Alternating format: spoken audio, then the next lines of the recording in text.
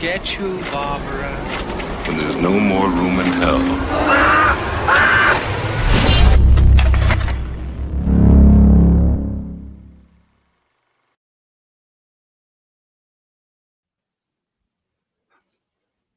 And we are live. What's going on, everybody? Happy Saturday night. Hey.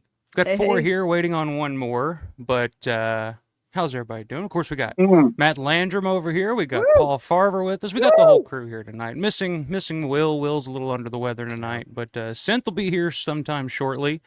Coming to us all the way from the country of China, I guess would be the way we'll put it. He's finishing breakfast as we speak, but how's everybody doing? How you guys doing tonight? Awesome. Yeah. And me, don't forget me, Michelle. Good to see you guys again. Did I skip you? I'm sorry. You skipped me completely.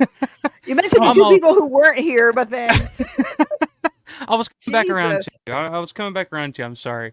I'm distracted by this empty hole down here that I had prepared for Synth, and he's not here yet. So I'm just like I'm staring into the downtown Pittsburgh on this screen. So you feel like it's a bad thing.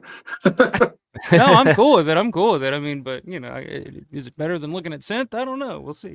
I think so. I mean, I love the guy, but I would rather look at Pittsburgh than Synth's face. It is what it is. Good thing he's not here yet. Yeah. Hey, well, actually, I'll tell him to his face. I saw him pop up here in the chat. Oh, there he is. So he's lurking in the shadows. But get your ass on here, Synth, whenever you can. But how's everybody in the chat doing? Hope you're all doing well. And awesome. Tonight, going to be doing some Romero hot takes. I figure we'll come on here. This is something we wanted to do. I see some other YouTube channels do this every now and then. They'll come on, what are your hot takes? What are some hot takes on horror movies, whatnot? And I was like, I have a few pretty hot takes when it comes to Romero that I think might be surprising to some people, but it's some stuff that's been in my head that I'm just like, I don't want to say it, but tonight I'm going to let it all out, and I hope you guys brought some good hot takes along with you as well. So it makes for some fun discussion, at least. I feel like we need to preface this by saying that whatever comes out of our mouths tonight, we still love George Romero. Like whatever happens, whatever said, I think it just needs to be clear that these are just hot take opinions. It's healthy. It's healthy to have good and bad. You know what I mean? Yep. Whatever we theorize, we still love the man. So no fighting, no getting canceled, none of that shit tonight. No, this is a safe space, right? I'm just asking. I'm gonna make sure. I'm going to try not to get canceled. Keep my mouth off. Yeah. So what have you guys been up to? Hope you got some good hot takes for me tonight. Matt, what have you been up to, my man? I've seen you we're just at a 9 Inch Nails concert here recently. Yeah. You post some stuff on your channel about that. Oh, yeah. I went and saw 9 Inch Nails. It's probably the 4th or 5th time that I've seen them. I've been a huge fan my whole life, and it was really awesome to get to see them again. What an incredible live show. It's always an awesome visual presentation when you go see 9 Inch Nails. So that was cool, man. Then I went and saw Fulci the other night, the death metal band. Fulci infused with death metal. You can't beat that shit. So that was cool. Who wouldn't want it any other way? Yeah. But yeah, man. Thanks again for having me on. And like I said, it's been a tough week, tough couple days. I'm really glad to be on here and hang out with you guys and chop it up a little bit, even if we're talking shit. It is what it is, I guess. Well, there's some good hot takes that other people might not like the movie, but I do. You're right. You're right. It doesn't have to be talking shit. It can just be like, hey, maybe I look at it this way. Everybody else looks at it this way, but I personally see it this way, and it'll spark some conversation. Maybe change some people's outlook on things. I don't know, but always a good dialogue. Yeah, absolutely. When was the first time that you saw 9 Inch Nails live? Because I've never seen them live, and when I was younger like that, I was a huge 9 Inch Nails fan when I was a teenager. Like I was obsessed with them for like a solid year straight, and then Trent kind of went off into like movie soundtrack land, and I kind of lost track after that. But May 20th, 2000. I'll never forget it. One of the best show that I've ever seen in my life. It was the Fragility 2.0 tour. It was the U.S. leg of the Fragility tour, right after the Fragile came out. And dude, I've never in my life seen such a beautiful show. It was like awesome lights, awesome visuals and stuff like that. But then about halfway through, they dropped this giant, which I don't know if you've seen the And All That Could Have Been DVD. Have you ever seen that?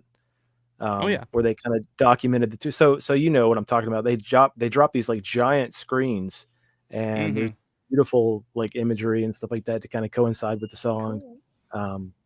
So beautiful.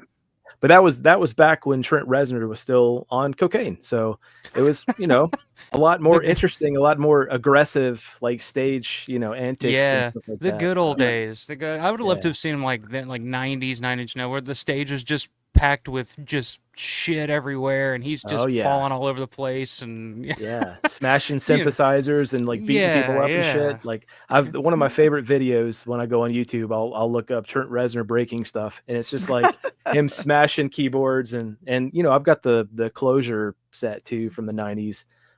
It documented the self-destruct tour from 94 and 95, and that's pretty much half of the documentary is just footage of him breaking shit and like smashing things. So it spoke to my inner, my angsty teenage, that was my shit back then, dude.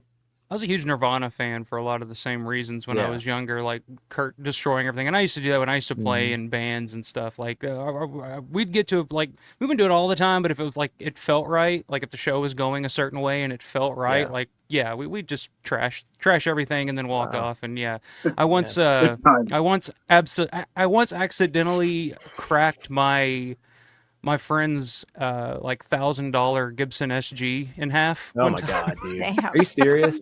Yes. Holy shit! Oh man, dude! They're very impressed. Yeah, I paid for him to get it fixed though, so he got it fully repaired and everything. But I felt he was pretty pissed. I've never seen him that pissed before. But I was like, all right, let's just chill a little bit here. But we got down. And those are Gibsons are solid body too, right? Neck through the body. Yeah. It's all one solid, man. Yeah. So you really had to have been fucking smashing that thing.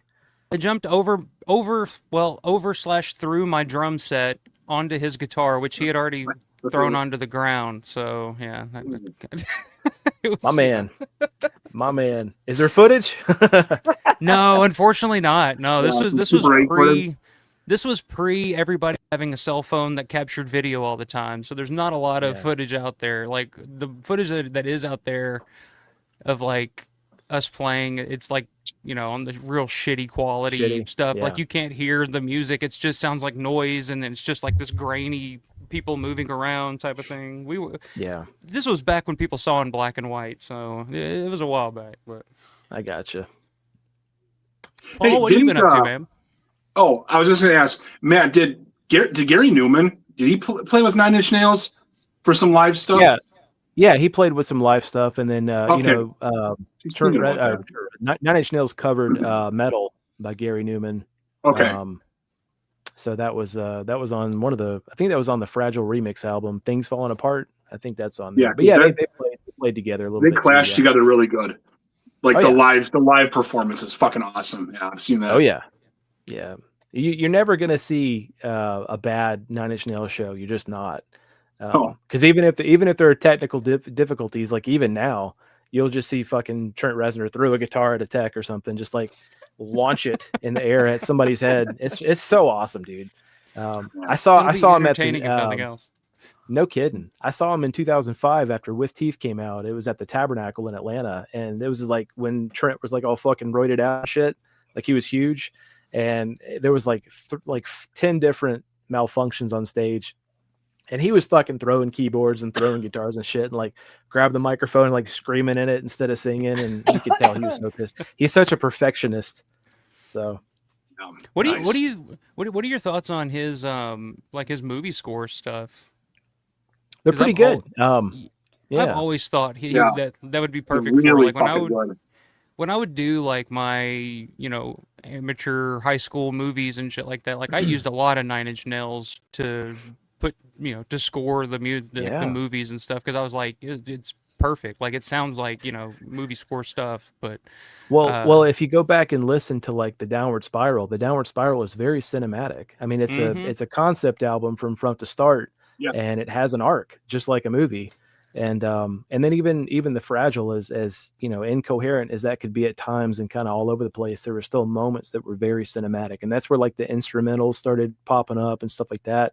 And then when he put out Ghosts, That's where I think David Fincher sort of reached out to him after he heard the Ghosts record and was like, "Hey man, you want to score The Social Network?" And he was like, "I don't know. I've never done that before."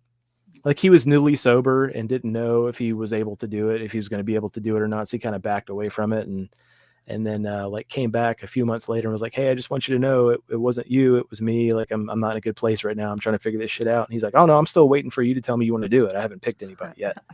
And so he just dove in head first. And when did The Social Network come out? Like 2010. 2010. Somewhere around So there. I mean, Wow, has it been that long? Jesus. 2010 to now, all the different scores that they've done, and even Gone Girl. Tron, That was really good. yeah, that was awesome. So yeah, he's really found an ear for it, and Well, he won an Oscar, didn't he? Didn't he win the Academy Award that year? Yeah, for it? he's won awards. So I mean, I never thought he's I would amazing... say that. I thought I would never say Academy Award winning Trent Reznor. Dude, hold on. It just doesn't sound right, but it fucking works. Like he deserves it. So I just got the Tron Ares yes. soundtrack with music by Nine Inch Nails, and on the backside, Walt Disney Records. Like what the fuck? Yeah, I never. You know what I mean? Whatever. Yeah, it is what it is. Who would have seen that coming? Nine Inch Nails. Yeah. Brought to you by No Disney. shit. Right. Hey, that's where we're at now in this day and age, Yeah. I guess. Disney But what have you has been everything. up to, Paul? Oh man, a lot of drumming lately. I've done a lot of covers. I got to upload over the past. I'll do them like the past couple weeks, but just having fun doing that. Just pulling a lot of random shit out, doing drum covers. Some NES Magically games. Yeah, that was fucking fun. That was for you. That was Just for awesome. you. I really appreciated that one. I was kind of on a kick with them too. I didn't really listen to them at first until you kind of turned me on to them. But they're my favorite man, band. they're fucking awesome. They got a really, really good sound. And that Vaccination Scar was just Awesome. short and sweet, and it's just perfect. I love it. So that was really fun. Work's been great. Can't complain there. It's good to be back on days. You're working normal human hours now. That's right. Exactly. Yes. It's weird not to get texts from Paul in the middle of the night now. Yeah. Right. Seriously though, daytime. What? I know it was the change that needed to happen in my life, big time. So yeah, super happy with that. What else is going on? Not a whole lot. My wife is at a girls' weekend up north, so nice. Got the house to myself this weekend. Played some 64. Yeah, chilling out. Watched. I watched. You still got N64. Oh fucking A! That's my jam. Here comes Synth. Woo! There he is. It's fucking hey, buddy. There he is. Hey man. How was breakfast? Fucking computer decided to have a BIOS update and a bunch of other problems right when I was trying to join, and then it just will not tether. So I'm still on my eSIM. This is actually working okay on the phone, but I cannot get the laptop to work. So you're stuck looking at me with this stupid view. Well, we can just go back to Pittsburgh view. I mean, yeah, man. Get the fuck off the screen. Well, actually, this view's much better. Superimpose you over Pittsburgh. Oh wow. Oh, So wow. where are That's you pretty at nice. exactly, Synth? This is JW Marriott Hotel in downtown Beijing. Wow. On the 12th floor. How is it? I've it's always awesome. been curious. So I would always say go to Japan first. But if you're already in Japan, a short flight over to the China is a great comparison because we went to Japan first. And then because the Hong Kong and Macau it wasn't going to work out as a virus outbreak down there. So we're like, fuck that. We're not going to go there. So so I said, hey, let's go to Japan for a couple of days before instead. And then not only get to see stuff I like in Japan, show her stuff she hasn't seen, but also do a nice contrast compare trip. So spent several days in Japan and then most of the time here. And they're both very comparable in a lot of ways. Japan is obviously a lot smaller. The streets are smaller. The people are smaller. The cars are smaller. Everything is smaller. So cute. The people are the whole smaller. place is awesome. Yeah, it's a really fun place to visit. But this place is almost more like being at home. Huge cars everywhere. Huge roads. Just tons of people. Tons of massive buildings and if every once in a while you see the Chinese style roof or an old building, you go, okay, I'm still in China. But except for the some of the pollution and the overall crowd, because there are a lot of Chinese people and Asian people in general in my area in the Silicon Valley, so it almost feels like being here already, right, at home. So so there's really not that much difference other than the noise, the pollution, more people, more traffic, and obviously the markings in kanji and other subtle things like that. But it's generally very clean, very modern. There's a lot of cool stuff going on here. Obviously, we're on camera all the time. Everyone's being monitored. Got to be in your best behavior. Can't go around talking about, don't go around talking about Tibet and talk about a bunch of other stuff they don't want to talk about.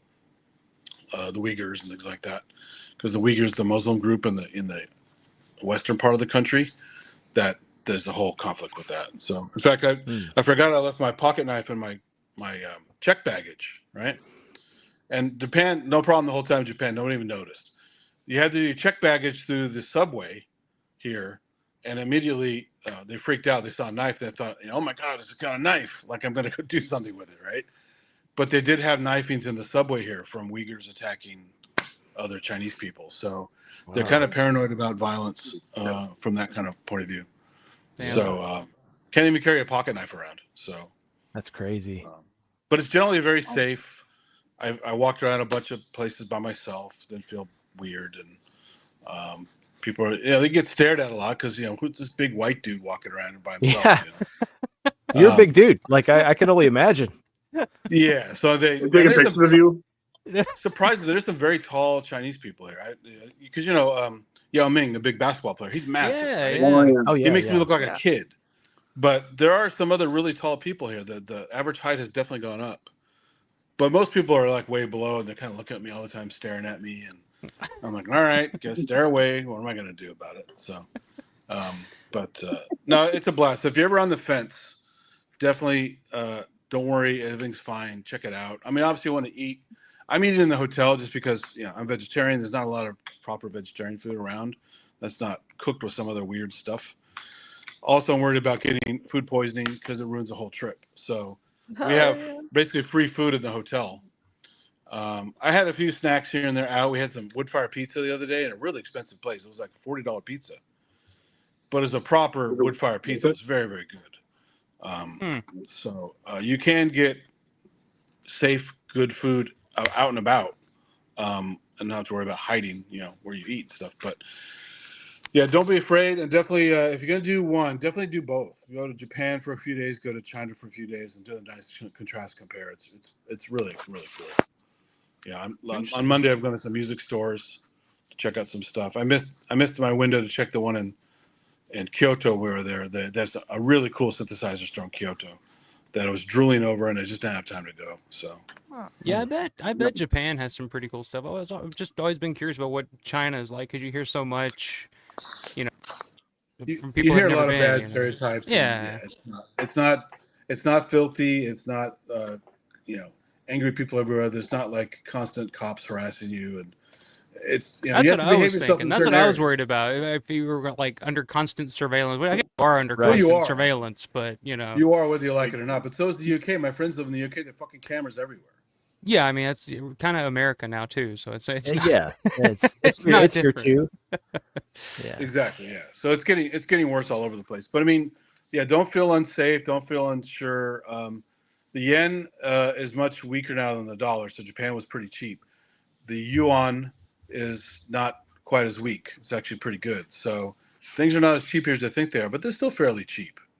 So just budget accordingly, all that kind of stuff. But plenty of stuff is cheap. We're going back to this haggle market probably tomorrow, where I went the other day and bought these really cheap AirPod knockoffs. I remember you said that you brought those. Yeah. Oh God, it's so funny. It's just you're supposed. It's like the scene in Monty Python, Life of Brian. We're supposed to haggle, right? And it's great. It's just people are like back and forth, yelling at each other, and so I'm gonna go back there for sure. That's fun. I like that kind of stuff.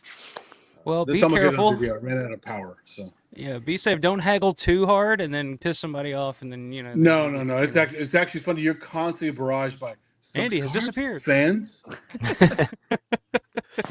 It's like, no, I'm good. How about this one? No. How about 6 of them? No, I said no to 1. I don't want 6. You know. But anyway. Go from 1 to 6. Yeah, it's just, well, they're trying to just do volume, right? But. Uh-oh. Uh-oh. Uh-oh. The We're CGP losing is... Andy. There we go. So criminal. I know it's punk rock to smash things, but man, those are nice keyboards. So. Oh, it's going back to the 9 Inch Nails discussion. Oh yeah. Oh, well, Trent Reznor has the resources. He's Yeah. he's doing doing just fine. I remember hearing they had like a whole arsenal of the Yamaha. Was it the DX7s or DX4s? What is it? You probably Probably a DX7. Yeah. Yeah, the DX7. He had like a whole DX7. like they would smash so many that on their off days they would have to go to pawn shops and music stores to try to stock back up because they would just fucking go through them like water. Man. So yeah, which is crazy because the DX7 is there's so many made. It's a big There's fucking still plenty keyboard. today. They're heavy. You can't. yeah, they are. They're very heavy. Yeah. Well, be safe in China, Japan, wherever you're Oh, at. it's man. fine. Be I mean, safe. I'm almost done. So It makes me everything's been nervous great. I sitting didn't here get with sick. No issues. Yeah, It's be careful, great. man. So As definitely long as don't you're be having fun. afraid. Don't be worried. Don't even if you're on the Well, we fence, are. I say go for it. It's fun. So. Yeah, why not? Why not? I'll stay here though. I'm not leaving. If I'm going anywhere, if I ever take a trip anywhere, I might go to Canada. Woo! I was hoping you were going to say Canada. There you go. Which Hey, segues over to Michelle. It's How so you been, fucking Michelle? cheap. You might as well come. Exactly. It's You like, can hang out at Tim Exactly. that's right. We go to Tim Hortons. I gotta go to I'm Tim doing Hortons. Um, I gotta. What have you been up to, Michelle? Working?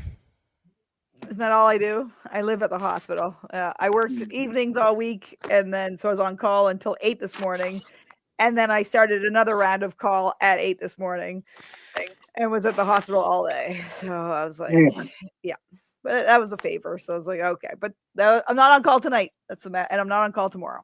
Although I probably will end up being on call tomorrow, but I'm not right now. I'll probably offer just because it's Crystal, but yeah. Well, good. That's all right. But I will say Paul will be very interested to hear this one. I sucked it up and I got a Crave subscription, which is like HBO for Canada. And I'm starting to watch The Pit. There you go. Oh, cool. It's It's so damn good.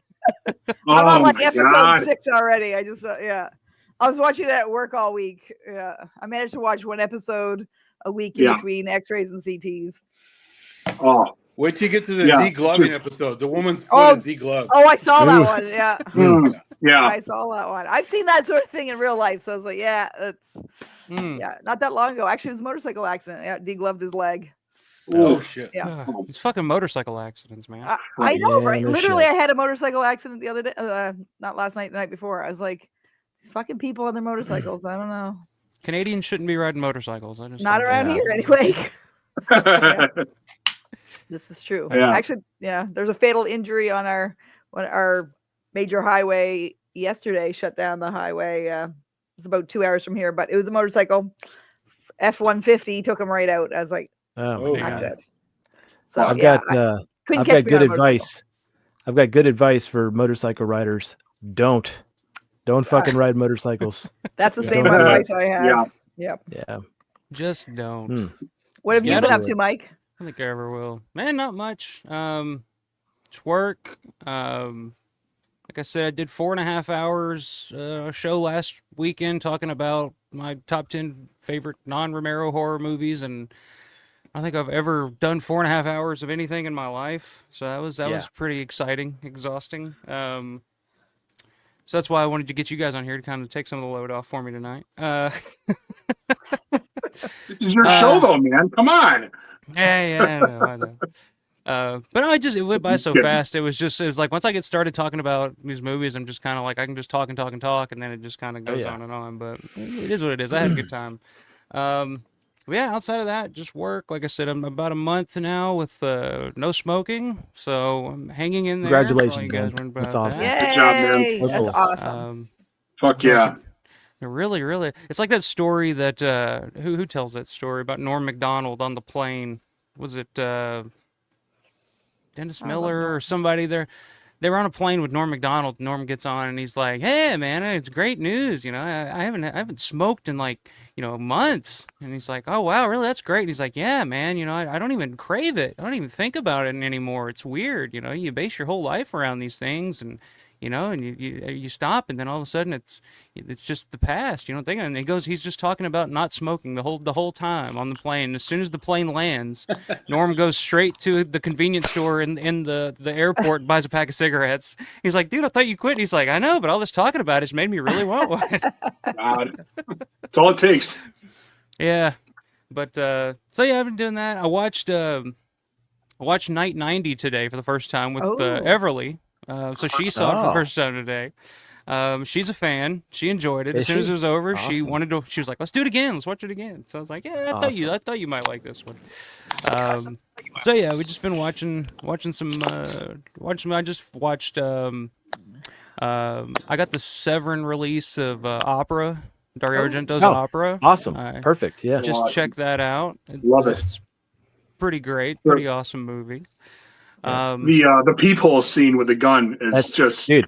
Yeah, fucking awesome. Yeah. Yeah. We And talked it about takes that out on. the phone. Oh man. Yeah, that's what Believe that's that. what we talked about on Grande's Roundtable. That's my favorite Argento kill ever. That fucking peephole shot. Yeah, And you can and see it's that done- slow motion. Yeah. Yep, it It's- has to be it's- slow mo. yeah. through the keyhole, like through the Oh. eye, through the telephone, like That was That'll- awesome. Like it didn't have to take out the phone. It was just there and it fucking took out the phone.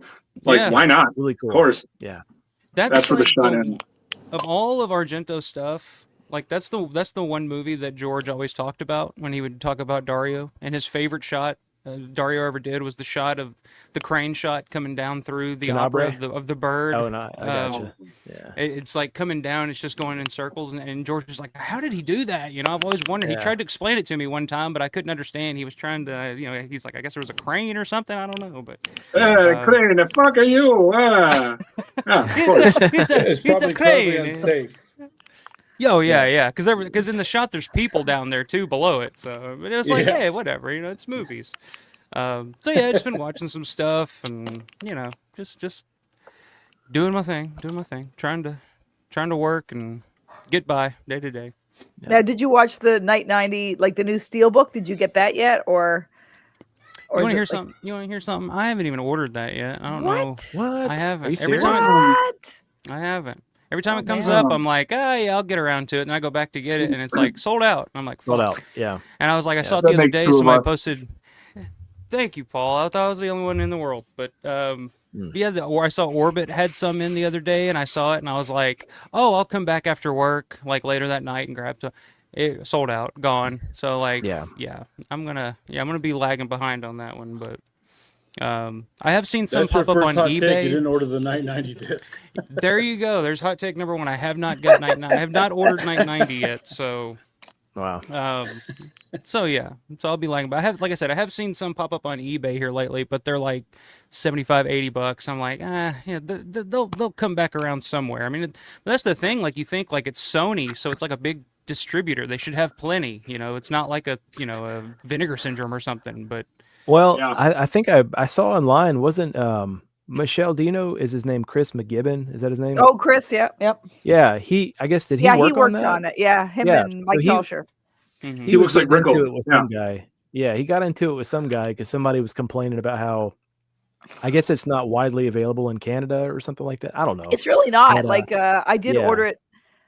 I originally had ordered it from like Amazon.com, but then I was like, I'm gonna get hit with fucking like the tariffs and the everything Yeah. going across the border. So then I canceled it, and there is like almost like an Orbit DVD, but it's a place called Rough Cut Video, which is in Calgary, I think. So I do tend to order my shit that I would normally order from, because I've ordered from Orbit and I've ordered from like Diabolic DVD and all that stuff, and Yeah. I got hit with. You just get hit with Yeah. the tariffs and the Yeah. and the customs, and when you get hit with customs, then you have to pay an extra $10, as we know from Paul, from just Yeah. because they want to tax you, they It's also some fuck. give you an extra Yeah. $10 just because. Yeah, it is some fuck.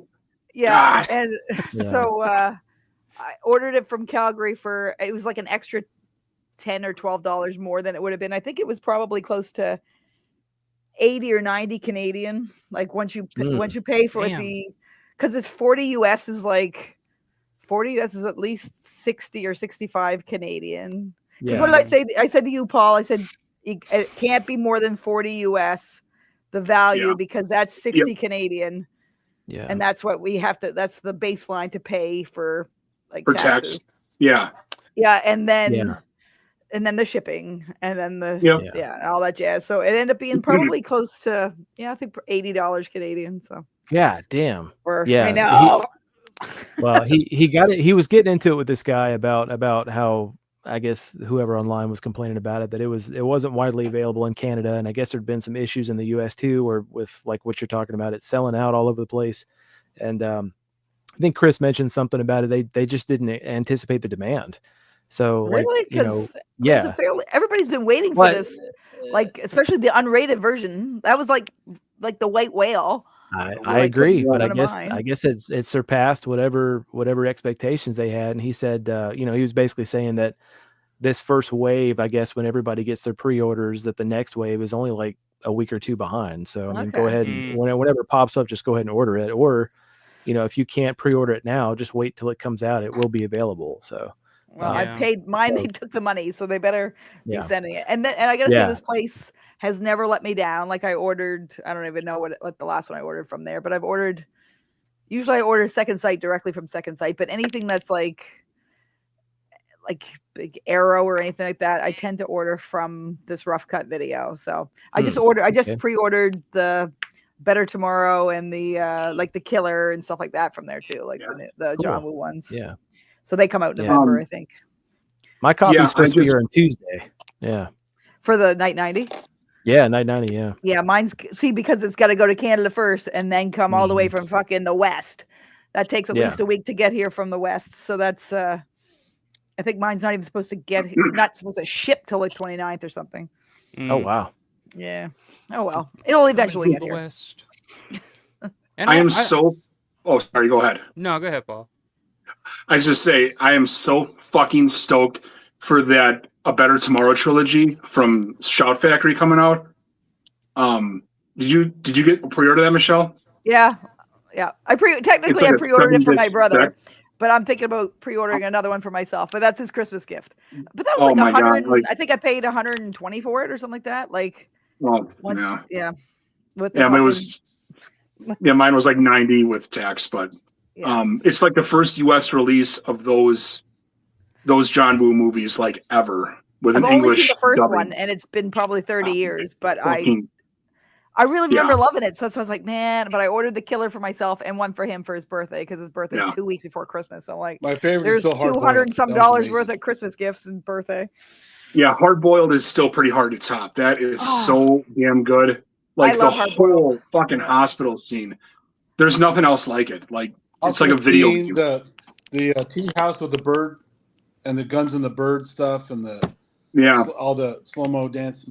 Man, I haven't seen these in like 30 years, but I really want to rewatch them again.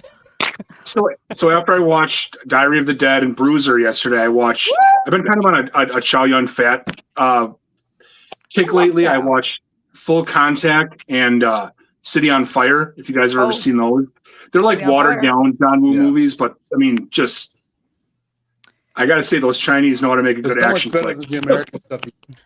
City on Fire was what Reservoir Dogs became, right? Really fucking good. Yeah. Yeah, the only John Woo stuff I've ever seen is his American stuff. Oh no, you gotta watch the other stuff. Oh yeah, The Killer, Better Tomorrow trilogy, Hard Boiled. Yeah, I think Bullet to the Head. I think he made that one too. Oh yeah, it's been a long time. Yeah. Yeah, Once a Thief, the series too. Yeah. It's been forever since I've seen these, like since the 90s. It's been forever. In their prime. Did he always do the doves thing? Was that? I always had that slow-mo, the John Woo slow-mo. Wasn't it John Woo that had the doves? You always saw the doves that flew. The doves. I love Hard Target, man. I fucking love Hard Target. All those doves. So, you have birds and all. Cinematic. Yeah. That's fucking cinema right there. Yes. Slow motion doves. Mm-hmm. With guns. All right. So before we get into before we get into the hot takes, anything else, I got a couple of things here real quick. First and foremost, little business to take care of.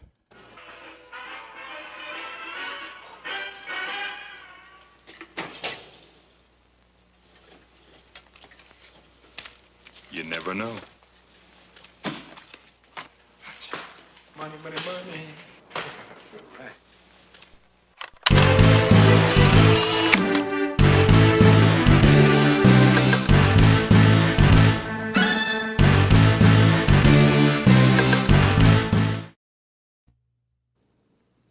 Super chat. Nice. $1 super chat from Jeff. Down is up. Thank you very much, Jeff. Said, hey, Michael, is this live? Hello, is anyone there? Forget it, Billy boy. It's a dead place, like all the others, you know. Listen, you can hear them over the engines. Since finished it off there. Finished it. Yep. But yeah, we're live. We're live. Sorry, a little late getting into it, but appreciate it, man. I appreciate it. Hope you're doing well, sir. Yeah, we're only 40 minutes in. We've just been bullshitting, but We are it is 40 what it minutes is. in. Holy shit. Yeah. Damn. Yeah. So it happens when time flies when you're having fun. Yeah. Exactly. Well, Uh, Mike let me run my cock flap for like 25 minutes about Trent Reznor. So Hey, nothing wrong with Sorry. that. Nothing wrong with that. Nothing, wrong with a nothing cock with running flap. your cock flap. Nothing wrong with running your cock flap. Let's see who else we got in here. Real quick, Steven Fernandez, what's going on, brother? This is an awesome intro. Thank you. So I got a question really quick. Who was that playing? Because I usually have a pretty decent ear for who you've got playing in the intros, but I could not figure that out. It's a group called Topographies. Or Ah, Topographies? Is Say that how 3 it's times pronounced? fast. Topographies. Right on. Topographies, not Topography. topography. That's yeah. Topographies, I really liked yes. them, dude. That sounded Good really job, good. Mike. Yes, Topographies. The name of the song is Speak Through Me. Speak Through Me Okay. is the name of the song. Cool. So I there like you it go. quite a bit. What's up, Steven? Good to see you. We got Bonnie in here already. Bonnie Bonnie Bailey. Bailey. What's going on, Bonnie. Bonnie? Always good to Hi, see Bonnie. Bonnie. Got Steven Ustrek Jr. is in the house. Howdy, campers. Howdy, Steven. Hope you're doing well, my man. He says lose plausible again? deniability. Great way to start a podcast. There you go. That's what we do. That's what we do. Right. Ed, what's going on, man? Ed, Trader Music and Entertainment. Howdy. Hope all is well with everyone listening while working. Well, don't work too hard, man, and hopefully we make your work go by faster. That's what we're here for. Hope you're doing well, man. How was that? If you're not too busy working, how was that triple feature? Down at Little Rock, they had a triple feature, Romero triple feature of Night of the Living Dead, Dawn of the Dead, and Day of the Dead. Amazing. That'd At be his awesome. local theater. So I was like, dude, I'm jealous as hell about that. So how did that go, man? Hopefully it went well. Chintz 2D, what's going on, man? I agree about motorcycles, just don't. There you go. Yep. Fuck 'em. He knows. Yep. Yep. Or they know. And he also says Norm was a gem. I know Norm is probably Again. my favorite comedian ever. Probably was Norm Macdonald. Just one of those guys that like I could quote in like over and over again every little thing. Like I've seen so much of his comedy and like interviews and stuff over the years. It's like he was just a funny person. Like some people are just funny. Like He was real dry and simple. Like you remember Mitch Hedberg? Mitch Hedberg was like that, where it was just Yeah. these just silly little punchlines that it's like you think there would be something bigger than that at the end, but you know what I mean? I know. So, And that's what made Norm great. That right. was That's what I'm saying. yeah, how he delivered. Yeah, he delivered his weekend updates. It was so perfect. Like him and Kevin Nealon couldn't have been two more different people. You know. Yeah. And he got fired because they said that he wasn't funny. And he was like, oh, man. What's the Really? story he tells? What's the story? He's like, oh, yeah, I got fired. And they're like, yeah. I was like, oh. They called me into the office and they were like, hey, we got some bad news. Fired. And I'm like, oh, really? What? He's like, oh, you're fired. I'm like, wow, that is bad news. And he's like, yeah. He's like, why am I fired? It's because you're not funny. He's like, oh, that's even worse news. And I could see him delivering it just like that. Yeah. I blind man. bought Dirty Oh, Work from Vinegar even Syndrome, worse. and it was You arse. one of the best blind buys I've ever bought. God, I loved it. It was hilarious. Had a good time. I still let's think when see. he did his impression of Letterman, I've never laughed so hard in my fucking life. I Oh loved my him on god! Celebrity Jeopardy. Oh, of course. Come on. How can you go wrong? The oversized hat. That was I love it. Yep. Burt Turd Reynolds. Ferguson. Turd Ferguson. Turd Ferguson. Turd Oh, Ferguson. Yep. man. Stugas, what's going on, man? Grant is in the house. Hey, dudes. And ladies. There you go. Hey, There you go. ladies, plural. Hey, Stukas. And Turd Justin Ferguson. Moreno. Absolutely, sir. Guinness time. Guinness time. Cheers. Had to grab some. Mm. Cheers, everybody. Cheers. Actually, it might be wild turkey time. Oh, shortly, no. so Holy we'll see. shit. Put it away, Might get Paul. crazy tonight. I don't know. Oh, I'm off the leash. No, just like motorcycles. Don't. There's Anthony. We are going to get some hot takes tonight. All right, all right. We'll see. We'll see. Hey, I was like, hey, the reason away. Norm got fired is because of those OJ comments. He was making Yeah. jokes about OJ. Yeah. Yeah. That's Mm. what? Murder Well- is now legal in the state of California. Yeah. And Did the you guys- biggest did you guys news: see the link I murder is put- officially legal in The the last state time of we had a California. gathering, did you get the link I had for the podcast show you had? It's on the Wayback Machine. If you haven't Oh, seen yeah, those yeah. Norm Oh podcast yeah. shows, I used to Funny watch stuff. it all back when it was actually on. those are so damn. That's his best stuff, I think. I love Oh, that yeah. stuff. And all right. So before we get into the hot takes, there's something else too that I wanted to do tonight. So the Queens of the Dead, a trailer, officially dropped. So I wanted to watch it, have a live watch along tonight, and a live reaction because Oh, I yeah, I haven't didn't watched see it it. all the way through. I haven't watched it all the way Okay. through. I saw I you watched it post. like I was like, 12 times. I'm gonna wait and I'll watch it. I'm gonna watch it on the show, and I have a live reaction to it. So let me get it pulled up here, and I want everybody's thoughts on it. So Perfect. Yes. I love the Let's music. see. I like the music in it. It's a good song that they picked. well, you're biased, so Right. A little bit. because Yep. you are actually one of the stars of the. Oh the yeah, film, one of the so stars. we have a Sure. If very you look really hard, you should be able to appropriate- see me in the finale. You gotta look real hard. Should be. Yeah. I believe it is the finale though. We'll get some production notes. Perfect. That's right. I have the behind the scenes photos from that shoot. That was good. Quick, Sweet. before you play it, quick question for Michelle. As you were there working on it, however you Yep. were in there, did you get a vibe that it was actually going to be decent, or was it totally hard to tell on the set of how the thing was working out? It was totally hard to tell because it was just one night, right? Like I flew to Newark for a one one night night, okay. only shoot. And it was Okay. because we were part of the GARF, like me and Matt Blasi we had to be in charge of the zombie horde, like the background zombies. So there's like the main zombies that you'll see in the trailer that are like, I think you might see them, that they were kind of glittery.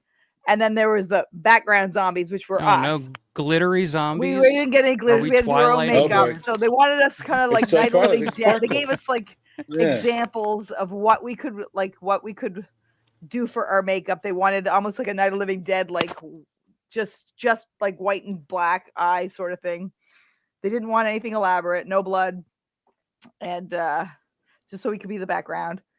And but we could pick our own outfit. However, then Tina specifically asked me and Matt to wear like Garf shirts. So I had Yeah. like Mm. 6 outfits. I was like, I've got all these perfect, like, so you'll know it's me. And then she's like, could you please, you and Matt, could you please wear Garf shirts? I'm like, okay. And she's like, can at least one of Obligated. you wear the rainbow shirt? I'm like, well, I want to do that because then you're gonna be on screen. I'm like, I want to wear the rainbow shirt.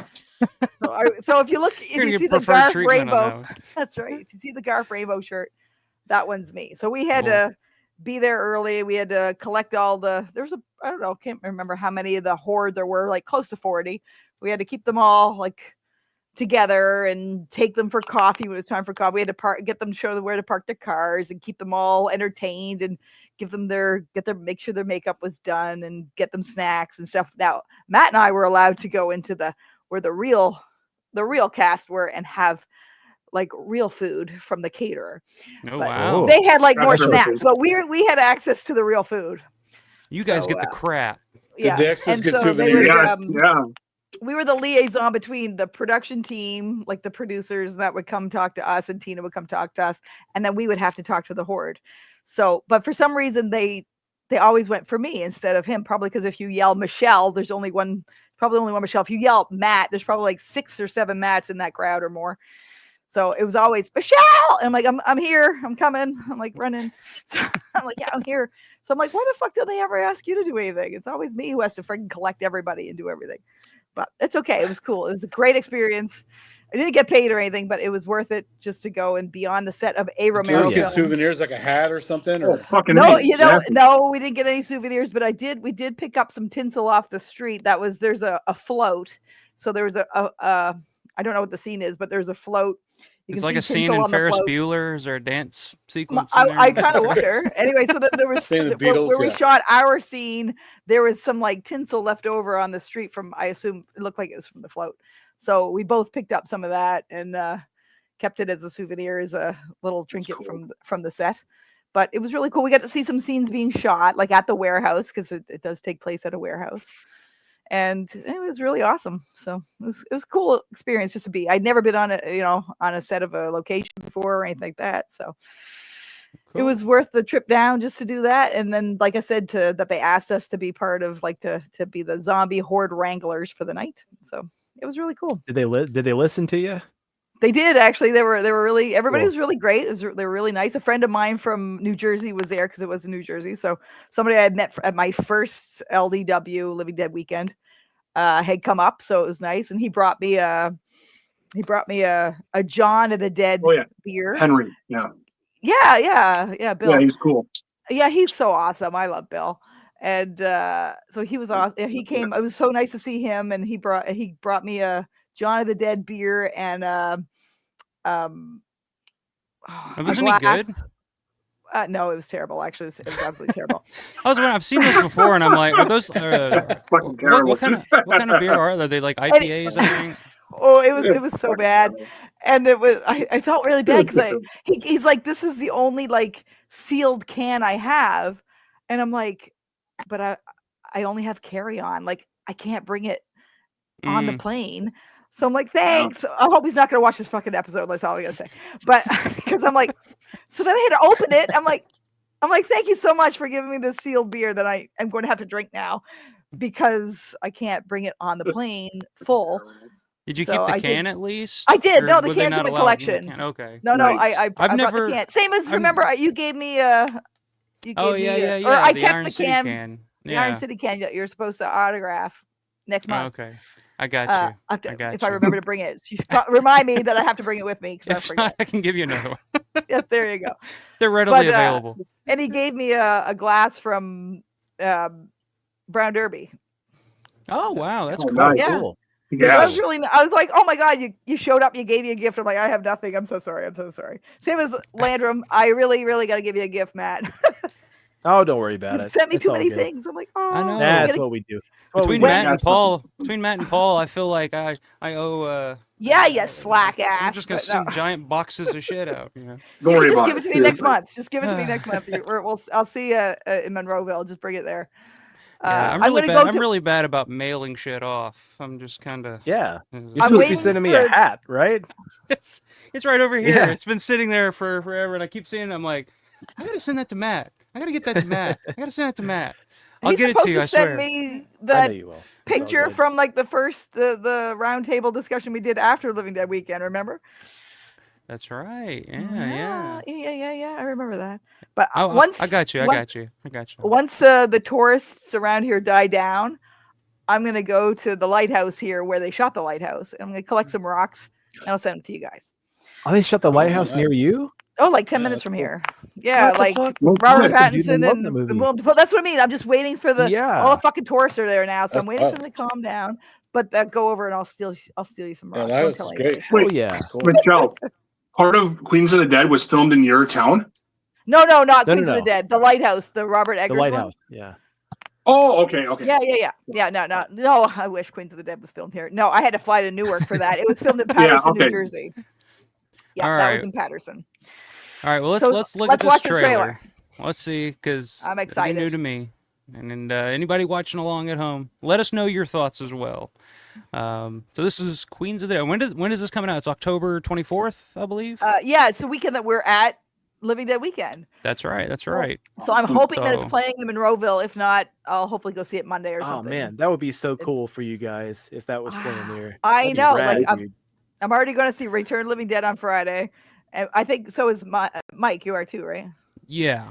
Yeah, and Yeah. Dawn of the Dead on Saturday. But I'm like, I will Dawn on find Saturday, time. yeah. I will find time to go see In the Queens mall. if it's playing. in the fucking mall. Like, Yeah. that's Dream. just play the trailer. dreams Just come play, true. please play the trailer. All right, Oh. let's play the trailer. Yeah, Here we play go. it. God. Me and Paul are like, shut the fuck up about. Yeah, All right, here we go. please. All right, here we go. Dre, babe, take a breath. What's happening? DJ's MIA and Toilet still clogged. What are you, like 35 and still promoting parties? Dre, get ready for the wildest party we've ever thrown. Oh, we're not ready. We're never ready. Open the doors.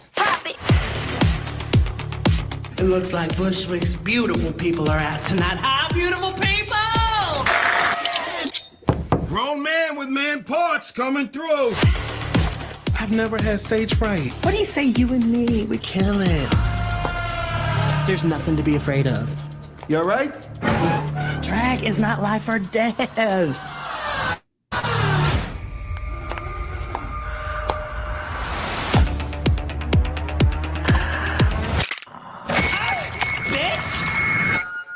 Oh, fuck. Something very bad is going on. Manhattan is under siege. What the hell? Shelter in place? That thing was not human. You know what this means. It's worse. A zombie. Day of the Dead. Yum, yum, yum. My wife is coming. She's probably dead. Oh my God! That was kind of sexy. Softball, third base. We gotta armor up. You might want to look away. Why?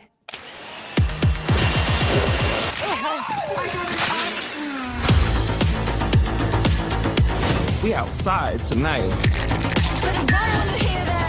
It's life or death. It's both. It's always both. I know, such injustice, right?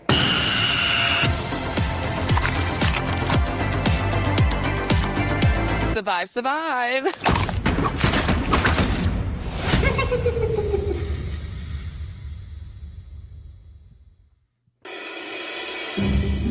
All right. All right, how do I stop this? There we go. All right. Somewhere Queens of there's the in Dead. there a giant somebody dressed in a giant carrot costume, and I really can't wait to see what happens with that one. A giant carrot costume. Carrot costume. Yeah, one of the zombies is dressed in a carrot costume. I do not know in what sense, but I remember seeing them there, and I'm like, I got a picture of them somewhere as they were walking by. I'm like, oh my god, a giant carrot! I have to take a picture of this. That's cool. Yeah. All right, thoughts. Yeah, I it looks missed- good. I'm excited. I love the little Day of the Dead music cues Right. mixed in I there. picked up on That that immediately. fucking hit the spot. Yep. I've watched it That's like what I was 3 gonna times say. now, and I'm trying to find like new stuff, like homages to George's other movies. And I mean, that fucking Day of the Dead cue, I'm like, yeah, oh, and it's got like the neon vibe to it. I'm like, it's gonna be good. And I'm Tina, hoping I it's mean, how good. can you go wrong? It's She was so George's nice. fucking daughter. Yeah, she was Yeah. really nice. Yeah. That was the only time I met her, but she was really nice. She seems like Yeah. a nice person. Yeah, she seemed really What do you cool. think, when I Matt? met her anyway. Yeah, I mean, I totally, when I watched it at work the other day, I totally missed the Day of the Dead tip of the hat there. So that was pretty cool. Hot take of the night number 1. if I feel this is just me, okay, this is just my opinion. Looks fun, good vibes, but if it weren't Tina Romero, I don't know that I would see it. Oh, I Nothing probably would. against it. Yeah. It just looks like Yeah. every other zombie movie that's come out within the last decade, 15 years. It just looks like 15, group of 20 people years. stuck Yeah. in a place. And I even see, there's a little bit of Shaun of the Dead. There's that one scene where the dude looks down the alley and you see the shadow of that's straight out of Shaun of the Dead. Yeah, there's You going to know, be some when you're- comedy for sure. Yeah. Right. It very, is a comedy. It is a Yeah. Okay. it is a horror comedy. it's like a horror comedy. But you know that scene in Shaun of the Dead where Yeah. they see the You dude leave the walking out of bar. the bar. Yep. They're going digga, you know what I'm talking about? Yeah. That's Oh, yeah. when I saw that scene, that's the first thing that I thought of was Shaun of the Dead. So I'm seeing pieces of different, but I'm gonna watch it. I smiled when I saw the trailer. I think it's gonna be fun. I saw, Tina Romero, I guess, is on the cover of Fangoria. So it's fucking rad, dude. Like Now she's I'm only really on the cover of the subscribers. right. It's a the special, subscribers, right? yeah. Yeah. Because I got Dave Novak. Dave has got a list of things for me. When I show up, I give him some maple syrup. He lets me into the museum, and then he gives me all the stuff that I've ordered from him.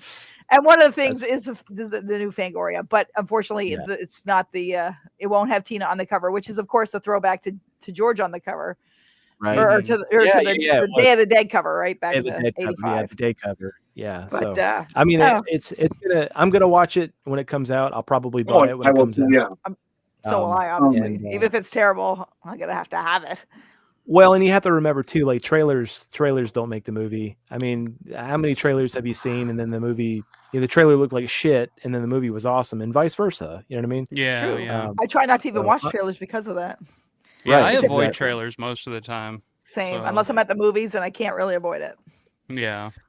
And that except usually when just discourages me from ever wanting to watch any of those movies that I see. When I go to a theater to see something, the trailer comes, I'm like, hey, I'm good. I mean, when trailers That's are on probably the for the road, best. you really can't avoid them, right? Yeah. Yeah. That was a joke. Shut That was my Norm Macdonald joke for the night. Boom. up. What happened I don't know, to Synth? man. Did we lose Synth? Andy, what happened to Andy? Synth, are you here, bud? Right? Okay, he's You're there. black. Your screen is black. Your screen's black, and it sounds like you're black. like a mile away. Oh. Yeah, my audio got all messed up. Hold on, let me rejoin. I can hear Okay. you. Pretty good. After Yeah, you I'm played kind that of- trailer, the audio went way down. So Why the Uh, fuck? Hey, Michael. Why Yeah. is there black borders on my screen? I just noticed that. Is it because of my phone or? Yeah, It could, probably it the could be. ratio. Yeah. That's weird. Turn your phone sideways. It's sideways. Yeah, Oh, what is? Okay. weird. I just noticed that. I'm not a big deal. I don't want to fuck with it. We can see you at least. You know, you're in you're in 2160p, so you're like 4K right now. So Oh, that means everybody else is 1080p or 720p. So if nothing else, but yeah, I don't know why it's doing that. I thought maybe it was something on your on your phone settings, but I don't know. Weird. let me see here. Um, All right, there's Synth. Oh, here he comes. Yeah. There he Synth's- is. Synth's in 4K as well, so I think it's just the phones you guys are using. I don't know. And Synth's long ways, but I think you might be. yeah, it's the best way to hold the phone. There you It has go. to stand on the thing. My quick comment on that, because that's the first time I've seen the trailer. It's certainly better than Festival of the Living Dead. Yeah, I mean that's a low bar. I know, but I mean, it automatically is better than that, even before seeing it. But now it definitely is better than that. And horror comedies are tricky. I love Return of the Living Dead. I Right. love Reanimator. I love various things, Fright Night, stuff like that. But it's a tricky road to walk. And It if is. it's too silly or campy, you risk losing the part of the audience to making it just too much of that, if you know what I mean. So, Yeah. Yeah, I agree with you. Like I like I Rocky agree. Horror Picture Show. they're not and going to it's take way it over the seriously top. ever. This seems like Yeah, it you're not looks going to take gonna the be pretty good parts campy. seriously. Yeah, it's just But campy too, can be like, fun, silly. obviously. Oh, I like campy. Don't get me wrong, but yeah, Yeah. not everybody does. Yeah. But you can take it too far, and then it's like, okay, I don't take any of it seriously now. So All my coworkers here are like, when is that movie coming? I'm like, listen, first of all, I'm not even sure you're really going to be into this sort of a movie, but hey, I was like, when it comes out, it's coming on Shudder. Hopefully it'll come on Shudder Canada. And I said, I'll have a little premiere party at my house and you guys can come over, but I'm going to hopefully see it in Pittsburgh. Yeah. You should live like for stream it. example, That'd just be in, fucking awesome. in that trailer, Yeah. there were several. Like I have a bunch of gay, lesbian, and trans friends from the music industry and a bunch of other stuff. There's a bunch of really like over the top, stereotypical gay and lesbian jokes in there that weren't really funny. So I don't know what they're trying to go for exactly. I mean, Yeah. I don't know, but I know I could agree with definitely that. they definitely want the LGBTQ because Tina's gay. So she wanted to make Yeah. sure Yeah, that's that fine. one of And- us and that- had yeah. the gay and I have had friends the who are rainbow all over the shirt. place. So, but when you're just camping it up so much and doing all stereotypes. It's like, maybe it's not insulting to them, but I thought it's just kind of silly, right? Oh, I'm sure it's silly. Well, I mean, that's sort of the twist of the whole vibe. thing, though. I mean, that's what we were talking about a minute ago. Is that to me, it feels like every other horror comedy zombie movie that's been coming out. Yeah. I mean, we're just talking about the trailer, but but the twist is that it's about drag queens. So I mean, that's sort of what queens. Yeah. I'm not going to Queens of the spoil Dead. it, but I do. You know how George always would have like the social commentary, like Right, sure. consumerism. And, oh yeah, you I'm know, sure that's in there. there Oh, is, yeah. there absolutely Sure. is Yeah. in there. So at least If she it's layered, did that's go with fine. that. If it's all on the nose, that's it's like, my yeah. That's Yeah. kind of my concern. It's like I enjoy that stuff in George's films because it's relevant. when George when This George was relevant, did but it, I'm not sure how well it goes over because I Subtle. haven't seen It the was movie. subtle. it's like this the is not scene nuanced. in It's not Dawn in your when face. when Dr. Roush is saying like it's not the Republicans versus the Democrats, this is a war, type of thing. George used to be more George Carlin, like the world is just fucked up and everybody's crazy. I don't want this to be these people are crazy and these people are cool, and if you agree with these people you're in the good crew, and if you agree with those people you're the bad crew. Yeah. I don't want that. I'm tired of that. I don't want to see that in this movie. Like if it's a movie that's plays it straight, no pun intended, and it's cool, like something like Party Monster. Like Party Monster is one of my all-time favorite movies. I've never Macaulay seen it, but I always Culkin, wanted to. Seth Green, I know the one, but I've never and seen it. it looks a lot like this movie, but it's not a political thing. It's more about these people, and you care about them as people, not as much as like caricatures of. I don't think this one's political, something. not that I know of anyway. At least Well, you not said the part I political saw. satire or whatever to it, It has a like one of his not so much political, but there is definitely there's a theme in there that's relevant for today, I find. Again, I don't want to say too much because I don't want to spoil it. Right. But yeah. but We'll I know see it. that what we had to do is part of as the zombie horde. I was like, oh, okay, I see where she's going with this. I was like, okay, that's kind of cool. We'll see. I mean, I'll give it a shot. I mean, my thoughts on it. I mean, it does. I mean, it kind of resonates with what everybody's kind of said. Like, it looks like a comedy, a horror comedy, kind of what you would expect.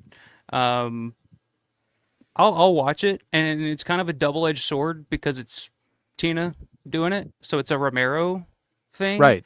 So, like, Yeah. obviously, it's going to draw eyes to it because it has the name Romero attached to it. But That's why I went also, to Newark. it's going to be judged harshly because it has the name Romero on it. So people are going to look at it and say, "Oh, who does she think she is? She thinks she can make a movie like her dad," type of thing. So I'm going to try to watch it as a movie and not through the eyes of like, "Oh, this is she has to live up Also, to her at least dad it looks or like something a movie like and not that." a weekend project. It looks Exactly. Yeah, it does look really good. It does look really well made. So.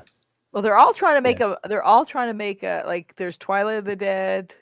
There's another one. Like, I don't know if any of you read that article. What the hell? Do you remember, Paul? I think we talked about it in June because Everett Burrell talked to me about it. Yeah, we did. And I don't know what it entailed. Well, John Russo's got Spawn of the Dead coming out soon, so that's what there I'm was looking forward to. Oh my god! There was this article that came out, and I can't remember what what magazine it came out. It was after the movie, the production wrapped, right? Yeah, right before Living Dead weekend. Yeah, it came out somewhere around there because when Everett was talking to me, I thought he was Because Chris Romero had some stuff to say, right? Or they backlashed Chris. It was jeez, yeah, it wasn't it was an uncomfortable article to read, and that's what Everett, that's what Ed was saying. Like, he was like, "Did you read that article?" And I'm like, and I was thinking he meant a different one. I think one that was in Entertainment Weekly. And I'm like, "Oh yeah, I read that." And he's like, "What'd you think?" And I'm like, it was because it was about Tina. And I was like, but that wasn't the one he was talking about. When I went back to the hotel and I looked at it, it was Jesus Christ. I can't remember who wrote it, but it was talking about how Tina's coming out with the Queens of the Dead, and one of them was coming out, like Sue's was coming out with one, and Christine was coming out with one, and they were all in competition with each other. And Christine was saying some shit about George in that article that I don't think I was like, damn. I felt like I was like, oh, this is going like I was like, I'm like, I feel really uncomfortable reading this. It was about Where he can I left find and it? went to Toronto and he just fucked off and left her. That's and I was right. like, It was the whole thing. Yeah, how George went to a bar it was about to the meet. divorce, and I was like, I was like, and Christine was like, "What, Romero? What is his he doesn't have a legacy." And I'm like, So what? So she came real off quick, really bitter. where can I find this? Because I've never Christ, read this or heard of this. Yeah, I've never heard of this. Okay, because like I said, Everett was telling me about it, and then I was like, oh, I remember that wasn't the one I thought he was talking about. Let me I sent it I've to always Paul, been, and Paul read Yeah, it. You said that you felt the same way. You felt uncomfortable. It's like watching. I don't want to know this stuff. Like I don't want to think less of George, which I won't anyway. But it was a lot of personal shit that real deep personal stuff. Like is she and Chris is just openly sharing this. Like I don't. No, I don't want to change my opinion of fucking George ever. Chris seemed really bitter. Like she seemed like a bitter ex. Yeah. And that's how it came across. Like she was like, because she they didn't owns part a ways lot on of good terms at well, all.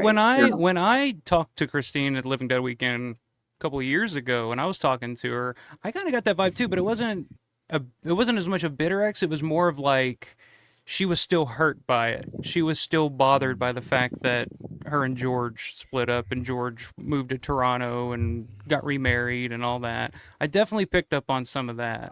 Well, so this I knew was that all in this article, man. And they were talking about how there's the three of them, like all developing projects with Romero's legacy kind of attached to it. And which one was, and that Tina was like, I'm glad I came out first. And I was like, wow. Well, she had that cameo in Bruiser. Were they already split up then? No, they didn't split until after Land, I think. Yeah. Yeah. Okay. Yeah. Yeah, he went to Toronto to shoot Land and never came back. That's what they said right in the article, at least. Jesus Christ. I'll find it, Matt, and I'll put it in the group chat. Okay? Yeah. Let me know. Yeah, I've always been curious about how she felt about that, the whole splitting of the relationship, but I've never, it's weird. It's like, I don't want to, it's personal and I don't really want to, it's none of my business, but if she's like publicly broadcasting it, they totally did. Right. Like, I was like, And I also- couldn't believe that and they also all had it's one of agreed to this those- article.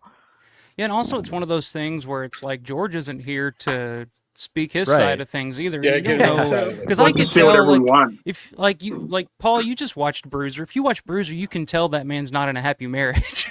You know what I mean? Like he's No, exactly. because not a happy movie.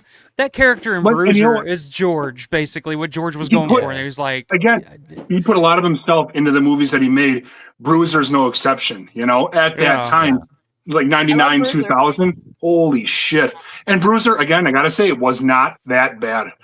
I like that Okay. a lot. Here's my hot take. I fucking love Bruiser. That's my I know, hot take. Michelle. We know love you it. fucking love Bruiser. that's not a hot take. I don't know that It that's is a hot take for everybody I mean, else except me listen, and you, Matt. Me and you, Mike. That's like it. from everybody I've spoken with, that's pretty much 50-50 straight down the middle. You got people that love it, people that hate it. I only know three right people down that the- love it. Me, Mike, and I'm- Matt Blasey. Those are the only three people I know that love that movie. Yeah. Well, a lot of people are just like, Love is yeah, a I didn't strong like it, word. but I haven't seen it in 20 I love years. it. I hear I that love a it, lot. Paul. I love it. Yeah. I watched it again for the first time, like not even a month ago. I watched it again for the first time in several years. And while I didn't necessarily like it a lot more, I appreciate it a little more. Like I liked God, what's the dude's name, the main character? Jason Fleming. Oh, yeah. Jason No, Fleming, the character's name though. Henry. Henry Creedlow. Henry. Yeah. I appreciated Jason's performance as Henry a little bit He's more. on my water Now that- bottle. You probably can't see Yeah, it, he but is. he's on my water Yeah. bottle. I'm A full of Bruiser surprises. water bottle? I'm full surprised. What's that? It's my Yeah. water Is bottle. that a I've got Bruiser water Creep. bottle? No, I've got Creep Show. I've got Martin. I've got Bruiser. I've got George himself. Night Riders. This is one. I have like 3 water bottles, and they're all covered in different Romero stickers. Yeah. Yeah. But I could see George in that character. We talked about Paul. Like I could absolutely see George in that character. And I appreciated it more this time than I did, when I was a lot younger. So the movie was better. I didn't like Bruiser the first time I watched it. I was like, oh, Yeah. this wasn't great. And then I rewatched it. I'm like, okay, it's better. And then I rewatched it and I was like, kind of like it. And I rewatched it. I'm like, oh, I really kind of like it. And I rewatched it. And I'm like, Jesus Christ, I kind of love it. I'm like, now it's like right up there. It's like top 5 for me. No, I Well, can't I've never even. hated it. I never loved it. I mean, I love it. I love it. Yeah. That people want to opinion shit is on fucking awesome. Bruiser. There's so many worse movies that he made than Bruiser. But Bruiser gets shit on all the time. It seems like everybody. I know. It's not, I I have feel a lot like of problems with it people- I still. literally Because talked they're to my not friend Romero tonight. fans. He's like, "Fuck Bruiser." I'm like, Yeah. I love Bruiser. Fuck off. Yeah. See, I feel like people that don't like Bruiser are people that watched it when it came out with the expectations of it being a Romero movie because it was his first one in Yes, 7 years or whatever it was. And oh, it's not Dawn of the Dead. Well, no, it's not Dawn of the Dead. It's something different, you know? He does stuff other than zombie movies. And that's what people don't fucking realize. That's the truth right there. Yep. Yeah. And it just feels dated to me. It just feels it's so fucking Y2K, man. Everything about You know that what? movie. And it's weird because how it's filmed, the look of it, yes, it does not feel like a traditional Romero movie, but again, when you get deep into it, when it's like, oh, Romero put a lot of himself into it, man, there's more to it than that's going on. And I fucking You're right. That, like Matt, I respect that, you know. Yeah, no, you're You know, absolutely right. Jason's That was my favorite part of the film was his performance as Henry. Like I could feel the anger, I could feel George in that. Yeah. Everything else, get the fuck out of here. I just can't. I don't know. That's just It's Peter desperately Stormare. wants to be filmed noir. Peter Stormare. Come on. Fuck that guy. From the dude. lighting, the No. camera work, the music, it wants to be filmed noir. We Right? make It does. heat. It does. We make heat. We make heat. Yeah. That's what we're doing And those tonight, baby. These hot coworkers, takes. It's like, Like fuck you, yeah. Is Prince playing tennis in the dark? Who plays tennis in the fucking dark? right? Yeah. It's just for looks, right? Yeah. It's a guy- But I that guy said in the chat last night, you guys, fucking Tom fucking Atkins. That's it. Like that. Yeah, Tom that's Atkins. fucking great. Tom Without him, Atkins. I Hey. totally forgot he was in that. I'm like, Hey, that's fuck great. you. Try to fuck up the crime George? scene some more. No way. Yeah, I love Tom. Let's just say I love thrill him. me. God damn it.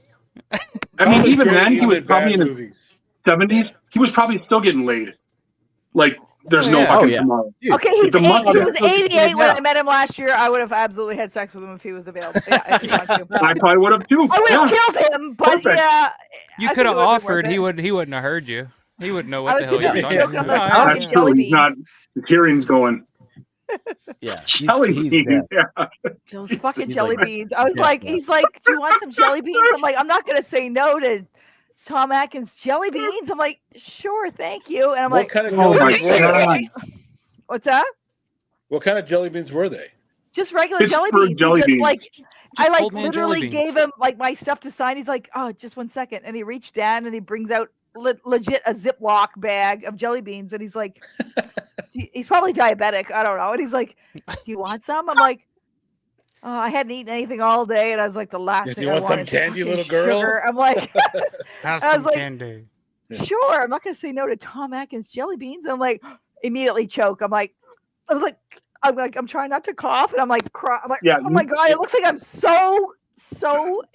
means so much to me. If to Tom be Atkins here. offers you jelly beans, you take it and you say thank fuck you. right. Tom Right? Atkins. I I'll drink did. to That's that. what I did. I was like, thank you so much. Robert, what's going on, brother? Robert in here saying he thinks the trailer looks horrible. So there's Robert's that's opinion. There you That go. is- yeah. I assume Steven- there's a hot take. There you go. Steven says at least there's no children in it. We'll reserve full judgment until I see the whole film. Okay. Catch up on some of the reactions here. Jeff says true, but it's got Romero's blood running through it. There you go. Chit says this movie looks like it'll be a lot of fun. Just can't take it too seriously. I think that's pretty much a given. That's a good take. Yeah. Don't take it too seriously. Where was I?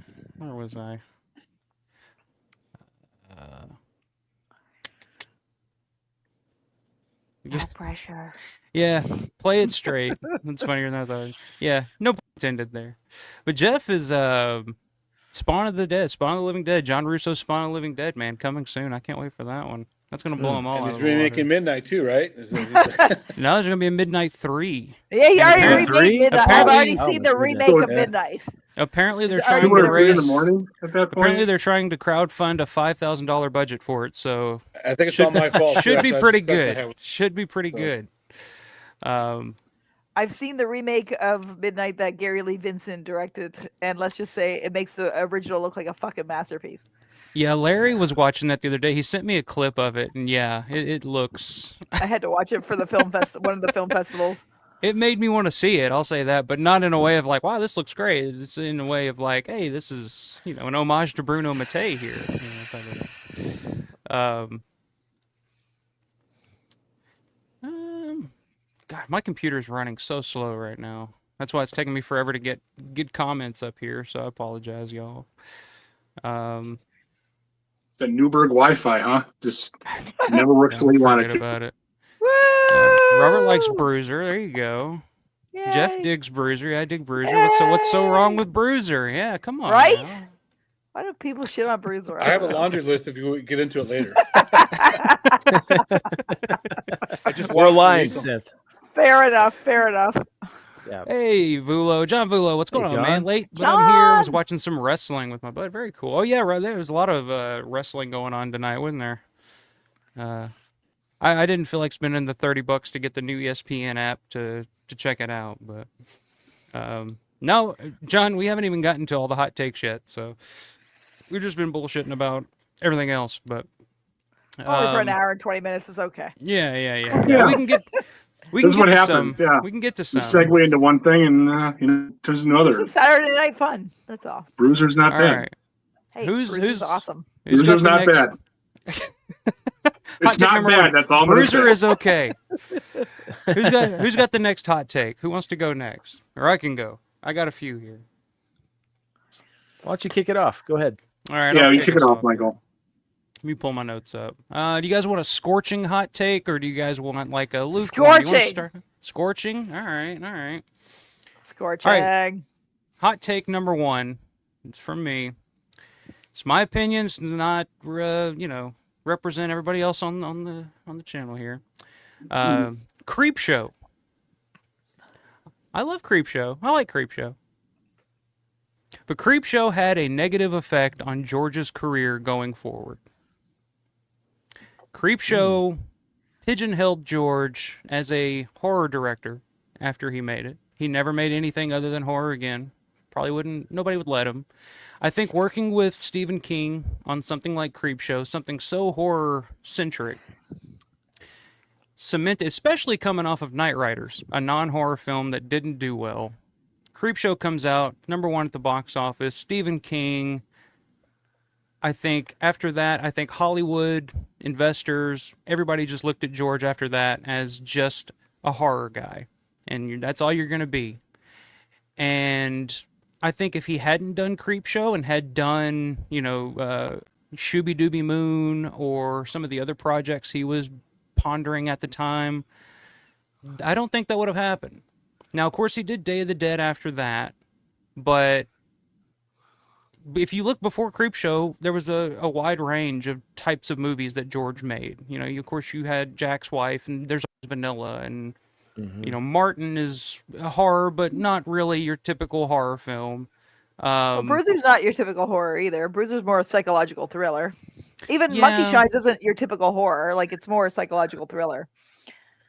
Well, In my hot take. But There if you listen to George, like especially if you watch on Document of the Dead and you see him, they're interviewing him on the set of Two Evil Eyes, and you can see he looks kind of beaten down, and he kind of seems just kind of disgusted with the whole studio system, which another thing that Creep Show kind of introduced George into, because it has been quoted where George has been quoted saying that when I did Creep Show, I kind of realized like, hey, I can work within a studio system. I can work with big name actors.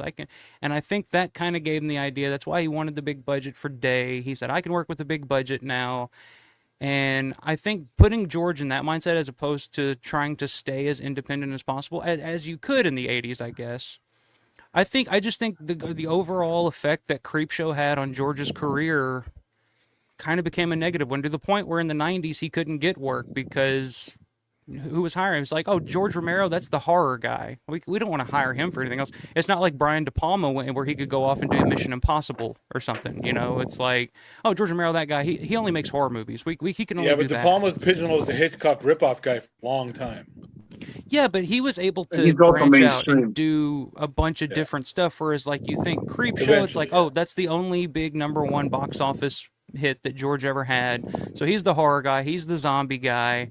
That's all he's good for. Anything outside of that, George wanted to do other stuff. He always talked about, oh, I wanted to do a jungle movie, or I wanted to do dramas, or I wanted to do this. But he never ever was allowed the opportunity to do anything other than that. For one, because he kind of left the independent way of thinking after Creepshow and started doing other people's stuff. Like, Monkey Shines is not a Romero thing. Two Evil Eyes is not a Romero thing. Dark Half is not a Romero thing. And then he went for like 6-7 years where he was just trying to do other people's shit in Hollywood. And I think that's where... And then when he did make a comeback, Bruiser, he did Bruiser, but that was a small thing in Canada and wasn't a huge hit. But then Land of the Dead comes out, another studio thing, and then he's just the zombie guy, and he can't make anything, not horror. If you want to make a movie, George, you're going to have to make a zombie movie. That's all you're good to do. And I think if you just look at the trajectory of George's career and the types of films and what he was doing, after Creepshow, he was pretty much, that's what pigeonholed him as just a horror guy after that. So I've always thought that, and I've always I don't have, I like Creepshow, but I do think that was, and while it was, financially successful at the box office, for the most part, it wasn't a huge smash or anything like that, but it was George's one and only #1 box office, open. But if you just looked at the trajectory, it was like, okay, and then you're just the horror guy, and that's it. And I think George might, I don't know if he realizes it or looking back or whatever, before he passed, but I think that's kind of, maybe in hindsight, a misstep on his part in doing Creepshow and not sticking to some of the other projects that he had in mind. But what do you guys think? That's my first though, it got him into the studio system to find out he didn't like it. At least he got in. Without Creepshow, he never would have gotten in. But I think George always knew.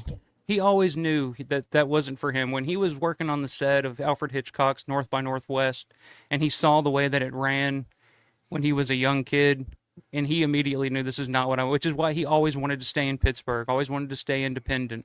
And then when he did Creepshow, he was like, he said, oh, that kind of made me say, oh, maybe I can do, oh, Warner Brothers is doing this? Oh, Warner Brothers, it's not so bad. It's not so bad. And then I think it just planted that little seed in his head where he's like, well, I don't got to do my shit anymore. The editing and all that, I can just direct for hire. I can just do other people's stuff now. And then I think that when he took that road, I think he realized it wasn't work the King. King was not small potatoes. King wants to make big stuff. So if you want to work with your buddy King, you got to join the studio system. Right? Yeah. Well, I'm not saying it's a Stephen King issue. I think no, but I mean, they're friends and they wanted to work together. Stephen King's not doing some tiny little movie. He's a huge author. He wants to do big stuff, right? So I don't think George, especially at that point, which he did.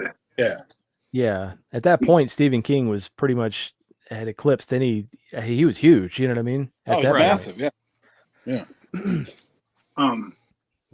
Yeah. I mean, and Stephen King obviously had a lot of respect for George Romero, and he visited the set on, the Dawn of the Dead. He was there for a day or something.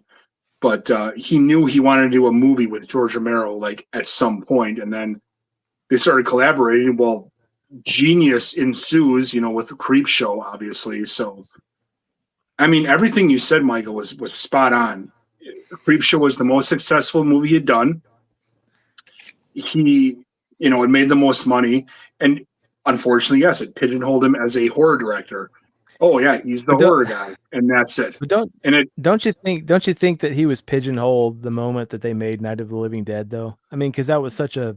I understand how when it was released, I guess it wasn't viewed, but at that point, he was so new at that point, though. Right, but by the time Creepshow came out, didn't everybody knew that's the Night of the Living Dead guy? I mean, that's what I mean. I'd say at least when Dawn came out. Right. Dawn would solidify that night, sure, and then he did make a couple, and Martin's a horror thing, so he's already making plenty of horror. But it wasn't as big. Yeah. I feel like it wasn't as big with he wasn't as pigeonholed by the time Creepshow came out because people knew he had done other stuff, non-horror stuff like Jack's Wife and maybe even the Winners series, but I don't know. Well, I think That's a bit far-fetched, I guess. I think Matt's got a point there, because if you look at after Night of the Living Dead, George did do other stuff. I mean, Jack's Wife, Vanilla, The Crazies, not typical horror stuff. I mean, it was kind of different. It was different stuff, and George tried it and it failed. And George's career never really picked up until Richard Rubenstein got involved and realized that George was so synonymous with this cult classic Night of the Living Dead that as soon as he started putting George A. Romero's Martin, George A. Romero's Dawn of the Dead, he used George Romero to sell, the name recognition of, the guy that made Night of the Living Dead, used that to sell George's name. So maybe that, pigeonholed him more so. So, yeah, Matt's not completely wrong there. I think, yeah, it's like John Carpenter when he put it above Halloween. So Exactly. Yeah. But yeah, I just think after doing Creepshow, man, I just think, I don't know, I think all those things kind of came together, and, George was cool just doing the studio stuff, doing other people's stuff, just being a director for hire, trying that. And I think that was just kind of a, and especially after Day came out and it was so disappointing for George. And I think George was just like, why fight it? Why fight it at this point? Let me go make Monkey Shines now. He still sad that he never worked with. I'm still sad that was the last one with Mike Gornick, because man, they were a hell of a fucking team. Yes, they were. Yeah. I mean, Wes Craven didn't start out with horror. Last House isn't really a horror movie. It has aspects of horror, but it's pretty horrific. But he just embraced horror, and most of his movies are horror all the way through. So. Yeah. All right. Anybody? This is fun. This is fun. I'm going to sign off. No, I'm just kidding. Later, dude. Am I getting shit on the chat here? All right, John says, not as hot of a take as I had thought. Okay, all right. It was definitely not scorching. Come on. Well, I mean... Yeah, we want that scorching one. Come on, man. I was like, all right, scorching? I got a few. No. I'm just saying Creepshow ruined George's career. Is that a hot take or not?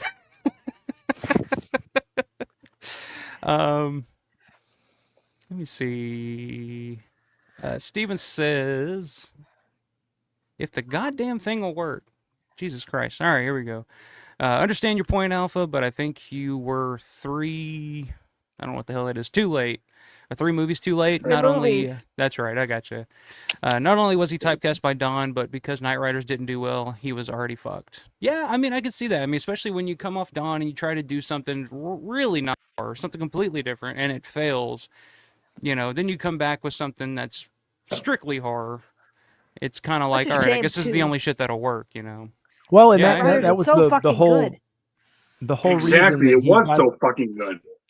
Yeah, well, and that's the whole reason that he got to make Night Riders and Creepshow, right? Was that he had to promise that he was going to make Day. So I mean, he was already at that point. He was already the zombie guy. He was already the horror zombie guy. So it's like, I feel like that was already way ahead of Creepshow before that point. It's true.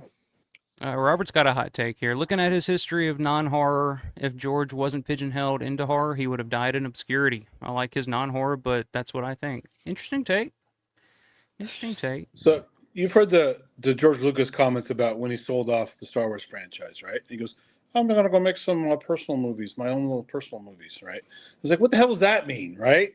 But maybe he did, maybe he didn't. But George could always have done some little side projects that made him happy and do the commercial stuff that makes the money.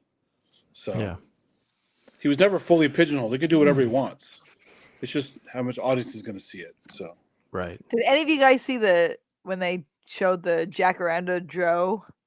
It was almost like a 90s. Yeah, I never saw that. It was actually pretty good. Like, I enjoyed it very much. It was like a 90s talk show. I was like, oh my God, I forgot about 90s talk shows like this. And then they showed Ricky Lake, Sally Jesse Raphael. Like, do you remember? You probably don't see Nightstand, but it was like a comedy one, and that was entertaining as fuck. But anyway, I actually quite liked it. And at the archive, they have all like the storyboards and stuff for it. And I got to see that. I think the first time I went to not the last time, but the first time I went to the archive. They had it out. Ben had it out for me. It's really cool. That's But cool. I got I to remember see they the played it. actual Wasn't it like the University of Pittsburgh or something? Didn't they do that online or something? I missed that one. That was like the only one that they did. signed I up for missed their that. stuff. And yeah, when we do that, they would show something like that. So I saw expulsion. Oh, Jesus Christ, I can't pronounce it. from my head. Expostulation. Expostulations. With Terry Alexander doing the Oh yeah. narration and stuff, and that was really good too. Like they've shown a lot of good. They showed that's where first time I think I saw Iron City Ass Kickers was on there. I think. Yeah. They did a really good job. Like Steven's got a hot take. Ooh.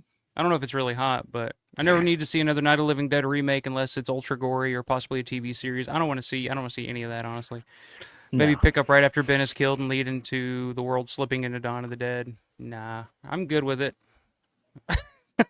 I'm good on remakes and you're supposed to stick it right in the middle, like Rogue One did. Like, look, oh my God, Rogue One! Rogue One was the first Star Wars movie I took Sophie to, and we're in the theater and we're watching it, and then I'm thinking to myself where this fits in the fucking Star Wars timeline. Yeah. And I'm like, they pigeonholed it right in there. And I can't remember how old she was, but she couldn't have been that old. Maybe like when did Rogue One come out? Do anybody remember? 2016. 2016. So Sophie would have been 8. So I was like, oh my God. I know where this fits in. It's before 4. And I'm like, I lean over. I'm like, I'm just going to tell you right now. Everybody in this movie is going to die. I'm just going to warn you. Everybody in this movie is going to die. She's like, what? I'm like, I'm so sorry. Yeah. And then boom, done. And I'm like, there you go. I'm like, dude, I'm going to tell you, you can say whatever you want about Star Wars. That last scene at the end of Rogue One when Vader's fucking just shredding dudes in that hallway, that was so awesome, dude. I don't even remember. I just remember leaning over to Sophie and remembering, like, oh my God, all these characters die. Like, none of these characters are in part 4. Like, they're all going to die. I'm like, I'm so sorry. Yeah. I just got to they tell you right actually now. had to tone it down. They had to tone it down a little bit. If There were some decapitations in there too. We had the force powers on the throwing the sword thing. You could do that Darth Vader thing yourself anytime you want. Yeah. In the meantime, now we have seen all of the Star Wars movies, none of the TV show shit, but we've seen all of. There's so much now. I don't even know what the hell any of it is anymore. It's like I see stuff popping up all the time for Star Wars this, Star Wars that, and I'm like, God, I wouldn't like if too much. I could keep up with it. Like even if I was interested in it, I wouldn't be able to keep up with it. I only like the first, like the original trilogy. Like the rest of it, could just fuck right off. But So the first 4, 5, 6, we'll keep those. Rogue One was the first modern Star Wars movie I've seen. I never saw Phantom Menace or any of the stuff after that. I saw them all in the theater. I agree, John. I only saw the first 3 and then Rogue One. And I'm with John. You didn't miss much, so don't worry. Did you like Rogue One? Rogue One was fucking awesome. I love that. Yeah, that's awesome. part of Star Wars. And the games are fucking awesome. Yeah. Games are great. Yeah. All right. Who's got another hot take? Who wants to go next? Mine didn't. I guess mine didn't burn anybody's ass. So let's. Yours wasn't scorching like you promised. Well, I got a few more opportunities here. Scorching. Come on. All right, I got a few more opportunities here. I got one that I think will piss off a lot of people, but. Ooh, I'll go. So, it may be a Matt's turn. It may be a hot take. It may not be a hot take. This is just my opinion. Again, I preface this by saying that I love George Romero. We all know this. We wouldn't be here if we didn't, right? Right. So George has always gotten credit for his editing skills, and I'm not a huge fan of the way that George edited certain films. I think that, especially for example, I'll use The Crazies, and I get it. It's supposed to be a really frenetic, chaotic film, but I feel like there were times where George's editing was choppy, and it didn't serve the film. It made it feel messy. I would much rather, in my opinion, I would have preferred George had not edited that film, and some other films too.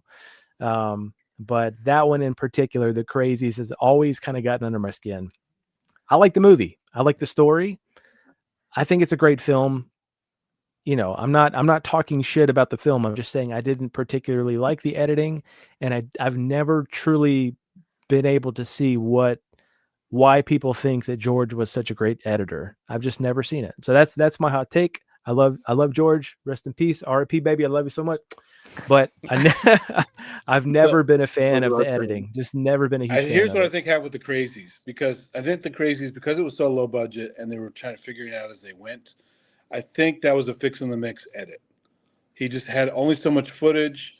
He chopped it up to try and make it work, and that's the best that was he could everything do. he did though. It was but run that and gun, one and then especially, I think he didn't have enough footage. He usually overshot, covered the shit out of stuff, and I think the Crazies has a feeling like, oh shit, we better fix this. Because I've done little video projects for friends for their school projects and stuff. And I said, you guys didn't shoot enough footage. So I had to like reuse shots and do this and that and do my best to fix it in the mix. And it's usually pretty obvious. yeah. Well, a lot of George's style with his editing came from, doing commercials, and trying to fit a lot into a small thing, Right. small period of time, like a 30-second commercial. So that's where a lot of that choppiness and stuff comes from, and that's just how George knew to shoot at the time, because he had, back then it was like, oh, it's not lit right, oh, fuck it, just shoot it, just shoot as much as you can, and I'll put it together later, type of thing. And that's the Crazies. I gotta disagree with you. Just, it's a hot take, it's your opinion, it's cool, whatever. Sure. But but that's what makes the Crazies kind of stand out. Like, you watch a lot of other like ultra low budget stuff, like especially in the cell. You try to watch like some of those grind household movies and stuff. It's like real slow and real just plotty, because they're trying to be so, oh, we need a pan shot here, and we need, oh, this conversation's just one shot where everybody's just standing in a room talking. Whereas in the Crazies, it's like shit's just cutting from one thing. Literally, there's like, a dog in the floor, soldiers kicking over soldiers, and then, or the toy soldiers, and then you get in the conversations, and there's like, the guy with the pencil, just random shit. And I think that's what makes it pace better for a movie of its budget and of the time for me. That's why I know why not very many people talk about the Crazies. Like, it's such a. I love the movie, but nobody ever really talks about it. Everybody usually just seems like they forget about it. And I know they made the remake, which I've never seen. But you've never seen the remake? Wow, I've never seen the remake. I hate remakes. I hate remakes. I saw the remake of Day of the Dead only because my brother gifted it to me as a DVD. You picked a good one. Cruel joke. A cruel Not joke. gonna watch that ever. It was terrible. That's garbage. It was terrible. So listen, there are other examples where I think that his editing worked, and John, I kind of wish you would have gotten John on here, because I'm sure John's got plenty of hot takes for some things that we could go back and forth about. But I'm sure he does. I love the way that George edited Vanilla. I think that there's always Vanilla. I think he did a great job in that, and that's before the Crazies. There's that one scene in particular where it's like chopping really quick back and forth between the studio and whatever else was happening at the time. You know what I'm talking about? Yeah, I know the one you mean, I think. It's like really quick. It's like, blah, blah, blah, and then it's like the studio and then back to what was going. I don't know. I thought it was. I thought it was really cool the way that he edited that. And well,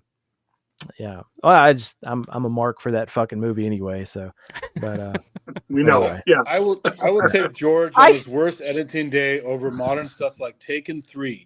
Where Liam Neeson jumps over a fence and it's 14 edits. Oh my Jesus. Yeah. I kid you not. Go look it up on YouTube. How many edits do you need to try and make an action scene look more action-y? It looks stupid. Yeah. Well, George if you think about it, that's what kind of what they call like music video style editing. Exactly. It's like music videos. That's Quick a lot of cuts. movies. Like I fucking hate quick cuts. Yeah. So McGee and all those guys came from music videos. Yeah. And a lot, that's kind of what George was doing back in the day, was kind of the quick pacing of, and the Crazies. I get it. The Crazies it is very jumpy. It is very all over the place. But I think that's what I think kind of works for me. Like, works for me. Especially in some of the dialogue scenes where the soldiers are just sitting around talking and stuff. It's like if it was just one like steady shot or something, but it's like George is catching all this other, like they're hanging up the the ultraviolet lights, and there's all this stuff going on, and it can be a little disorienting. And George has talked about that before in interviews where he's like, I can understand how it can be a little disorienting for people, but he thinks that if the pacing is right, I don't think people really notice it too much. And he used the similar shots in Dawn in the Tenement, where he's doing rapid cuts between all the craziness. Yeah. And George would get better as he would go on too. Well, That it just to me that stuff in Dawn felt a little more subdued. Like the crazies is, and I get it. It's supposed to serve the story. It's supposed to be a kind of chaotic, frenetic thing. But I don't know. It gives me a fucking headache. I don't know. I don't know how else to explain it. I didn't appreciate it, and I as much as I love George and his work, I've never really seen the editing skill. Like it's just my opinion.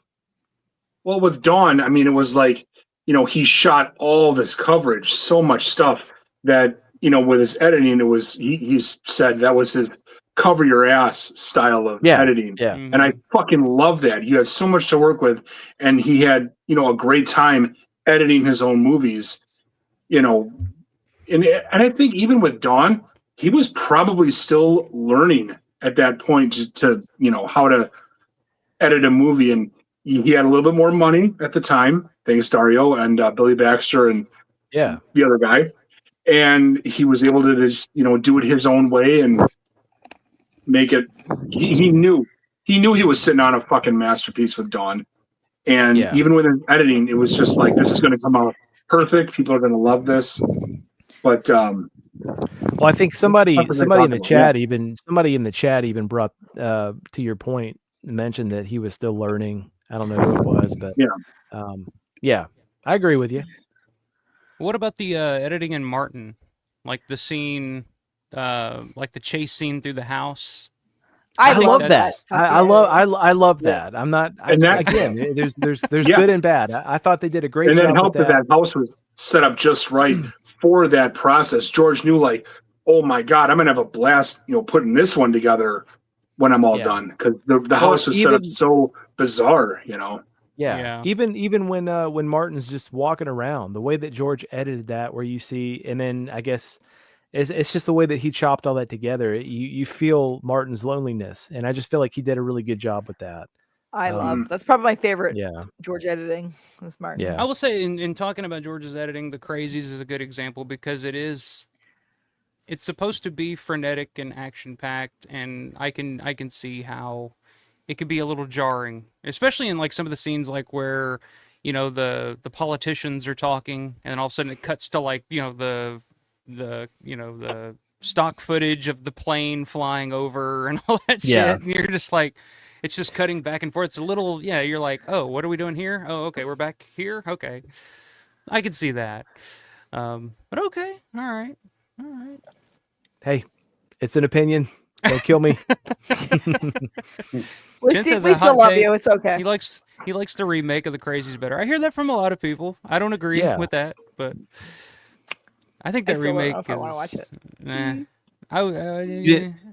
You didn't like the. So I saw it in the theater with Stephanie. I was really excited when it came out, and minus the jump scares, I actually thought it was okay. I thought it was it's a modern whatever, but it's not compared to the Crazies original. It's just a decent standalone movie. Yeah, right. They're not related in any way. It's a zombie movie. That's all it is. It's a zombie movie. And if you're not a fan of the original, like, you'll like it, I guess. Like, it's fine. It's well made. It's fine. The acting's fine. There's nothing. It's not a terrible. It's not the Day of the Dead remake or anything like that, where it's just standalone a shitty movie. But as a fan of like the original, like, I've always been a huge fan ever since I first saw it. I was just fascinated by the whole idea of the suits and the guys coming in and taking over the town and all that.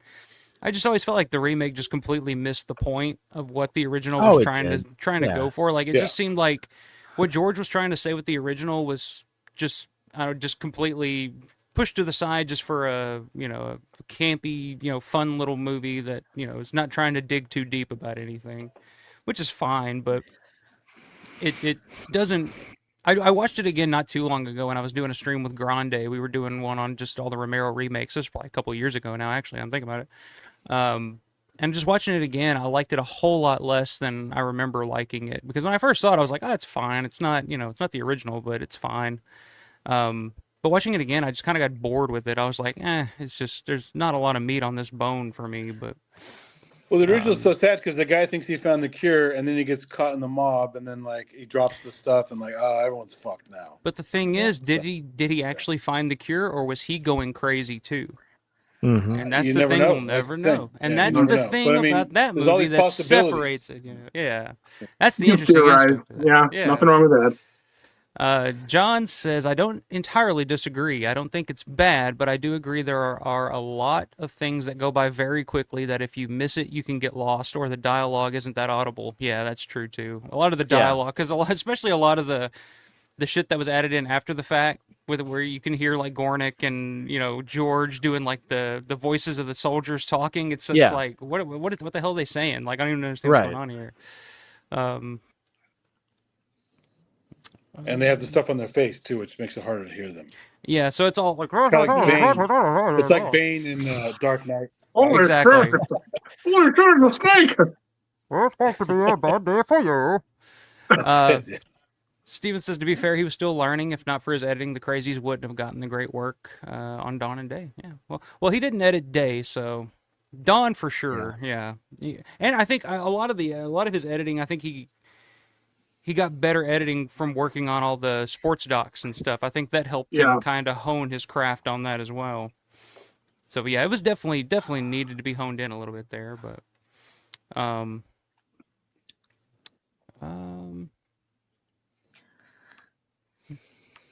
Steven says the remake is watchable. Timothy Oliphant is very good in the lead role. Yeah, he's not bad. I don't know. Doesn't good guy. Jump out. Yeah, he's a good guy. He's a good guy. Hot. At least he's hot. He's got that going for him, huh? Although he's really creepy in the new. Okay, I didn't know he was in the remake. Maybe I'd watch it. Okay. There you go.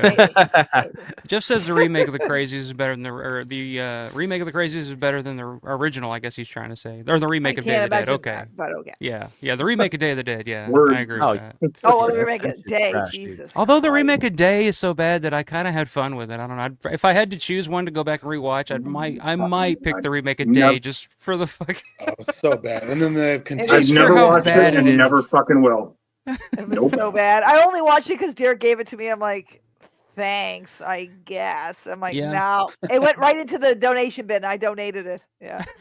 Donation. How dare you?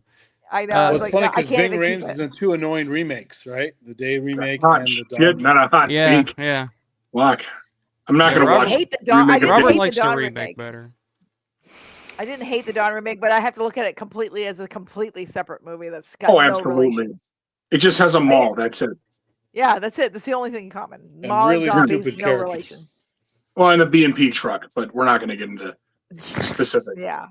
No. And any movie that ends with disturbed, down with the sickness is an immediate like. Oh God, for me. Yeah, dude, I'm out. I'm out on that one. John says also George said the muffledness was also intentional, but I think it should have been done a bit better. Yeah, I mean they were working with peanuts, so I mean they literally were probably over a mic going like this, hey, here we go. Fuck you! What are you doing there? I'm That's making the crazy. Exactly what The it sounds audio like. sounded Yeah. like some old 60s That's what they movies. I said, don't know if too. you ever see the caveman movie called Ega? It had Richard Keel from the Bond movies as a Oh, caveman. No. Joyce. And there's the scene where someone goes, "Watch out for snakes." You know. Holy shit! It It's a sounds so snake. bad in that. It's a great ADR work there. What's up, Rick? The North Going Law. I seen you, North Going man. Just Llama. not getting to you. George Romero got a star on the Walk of Fame. He did. He did it like 3 months after he passed away. He got that star on the Walk of Fame. So well deserved for sure. He beat fucking John Carpenter on that one. That was pretty badass. That's true. Yep, Which Carpenter Cost a couldn't seem like he gave less of a shit. If you watch that Right. ceremony, he Typical was just John like, Carpenter. "Can all we right, get out of here?" Which is why we I got a love John video game on Carpenter. pause right now. I got to go. Yeah. It costs a lot to get a star on that fucking Walk of Fame. Well, that's the thing. They have to pay for their own How much is star, that right? Canadian Or have a dollars? group do it. Yeah. In Canadian dollars, especially. Yeah, right. Hey, Canadian, don't I didn't get know started that. on Canadian Genius. dollars. Cynthia said that they have to pay for their own star. I didn't know that. Yeah, Or somebody they has do. to. Yeah, it's Yeah. not why anyone can get a And star, it's- really. It's not that It's big. like a deal. what isn't it like 75K or something, or it's like a lot. Yeah. Huh. The big deal was getting your footprints of Grauman's Chinese Theater and your handprints. That's the bigger deal. Mm. Hmm. I wonder if Macaulay Culkin had that kind of cash line around when he got his. I don't know about now, Yeah. but That dude's gonna be rich forever. who's got a hot take? Let's get another hot take here. It's $85,000 as of 2025. Oh, that's not bad. Yeah. 2025. A lot of money. Yeah. Yeah. And a lot aren't maintained. Some are cracking and looking really shitty. Some have like dog shit on them. Yeah, I've gone through the Walk of Fame, and I'm like, It is LA, what? Like, there's some really stupid fucking stars on there. There's probably a lot of human serious? shit on them too. So. Oh sure, yeah. All right, who's got the next hot take? Yeah. Bring the goods. I guess I'll go on the next one. I don't really know if it's a hot take, opinion, whatever. I do think Lucio Fulci was absolutely 100% in the right, making his Zombie in 1979, and he is 100% capitalizing on the success of Dawn of the Dead, and it works so perfect as a prequel to Dawn of the Dead. So, I mean, I agree with you. Hot take or opinion, I don't know. I just wanted to say that. You guys can say what you want. However, it's I love Lucio Fulci, guys. obviously. So it's fucking awesome, I agree with that. I love Zombie. Oh, I love Zombie. Zombie's good. Yeah. Or Zombie 2 in some places. Yeah. Yeah. I agree with that. Yeah, Zombie 2 because it was a sequel to Dawn of the Dead, or Zombie as it was in Italy and Germany and Europe. So exactly. But didn't Fulci always argue that he came up with the idea before Dawn of the Dead even came out? Have I heard that before? He did, yeah. Fulci's claim like, I had this idea before Dawn of the Dead. So sure. But zombies supposed to be voodoo origin, right? Isn't that supposed to be voodoo zombies? Yeah. Yeah, it's voodoo. Yeah. You know Macumba? Or voodoo, yeah. It's Macumba. Yeah, Macumba. Yeah. Granddad was a priest in Trinidad. Yeah, I don't disagree with that one. I don't think that's too hot of a take. I think we're all fans of Zombie, and I've never really heard too many people argue like, oh, he's ripping George off. The only person I've ever heard say that was Gilbert Gottfried. If you guys remember the Bravo's 100 scariest movie moments, one of them was Zombie, and it had Gilbert Gottfried on there, and Gilbert was like, so basically Zombie is just a complete ripoff of Night of the Living Dead and Dawn of the Dead, but it's fun, I think your side hustle should be impressions. You do a great job with impressions. Grande's impressions are dude, who did he do? Behold. What's that was a good Godfrey. He did. Props for that. You do Terry Alexander really well, by the way. The old dude from Christmas Vacation. The old dude. William the Hickey. Blessing. Oh, William Hickey. William God Hickey. He damn, does spot on. The He Blessing. He sent me an audio message one day out of the blue as William Hickey, just doing the whole thing. Oh, I And thought I you was meant like- William Hickey sent you a fucking audio message. I was like, yeah, what the fuck? You're still From alive? beyond the grave. Yes, William Hickey. Oh, God. That's But hilarious. yes. Speaking of zombie, who the fuck is that giant fat guy on the ship that was never there to begin with when they get to New York? That's Uncle Reg. That's Uncle Reed. Yeah, exactly. From 1990. Seriously though, I mean talk about a random nobody thought about that. They just put some random guy in bandages to attack the cops, but he was never on the boat. island. Who is this? He was. No, that wasn't Uncle Reach. What are you talking about? No. Oh my God! Not that much to drink. Oh my God. I mean, I thought, dude, hold that wild turkey back up. You sure you haven't gotten into that shit yet? It's a fresh bottle, I swear. Nothing's been. I had one shot, and that might be it. Okay, that wasn't Uncle Reach though. That was No, that was her There was dad. nobody in the movie. They just threw some guy on the boat for shock value. No, that was Tisa. That was Tisa Farrow's dad who went to the island. Really? No, he was already shot in the head. He was already shot. Yeah, it wasn't you talking Yeah, about the boat mustache. zombie, the big boat Yeah, zombie. mustache. This thin guy. This is a huge, massive guy. I know the guy Looks you like mean. a mummy. He's a big, And big it's boy. a He's the guy non-senator. that gets It makes- shot and falls into the Falls in water. the water. Yeah. Yeah. It makes no sense. It's funny, but if you go back, because that's supposed to wrap around for the movie, right? It makes no sense at all. Where did this guy come from? Maybe he was the boat captain. I don't know. Yeah, the boat can leave now. They took on their own. They drove their own boat away. Al I Cliver. don't. Al Cliver was the. I wouldn't argue the logic at this point. I mean, you know, No, what I know, mean? but isn't that funny If though? I could go with It's it. so ridiculous. Al Cliver, yeah. I It love was, Al. I love No, Al no, Cliver. the other Man, I boat wish he captain, would not come to Al fucking Cliver. help me. Conquistadores. Well, I think Al.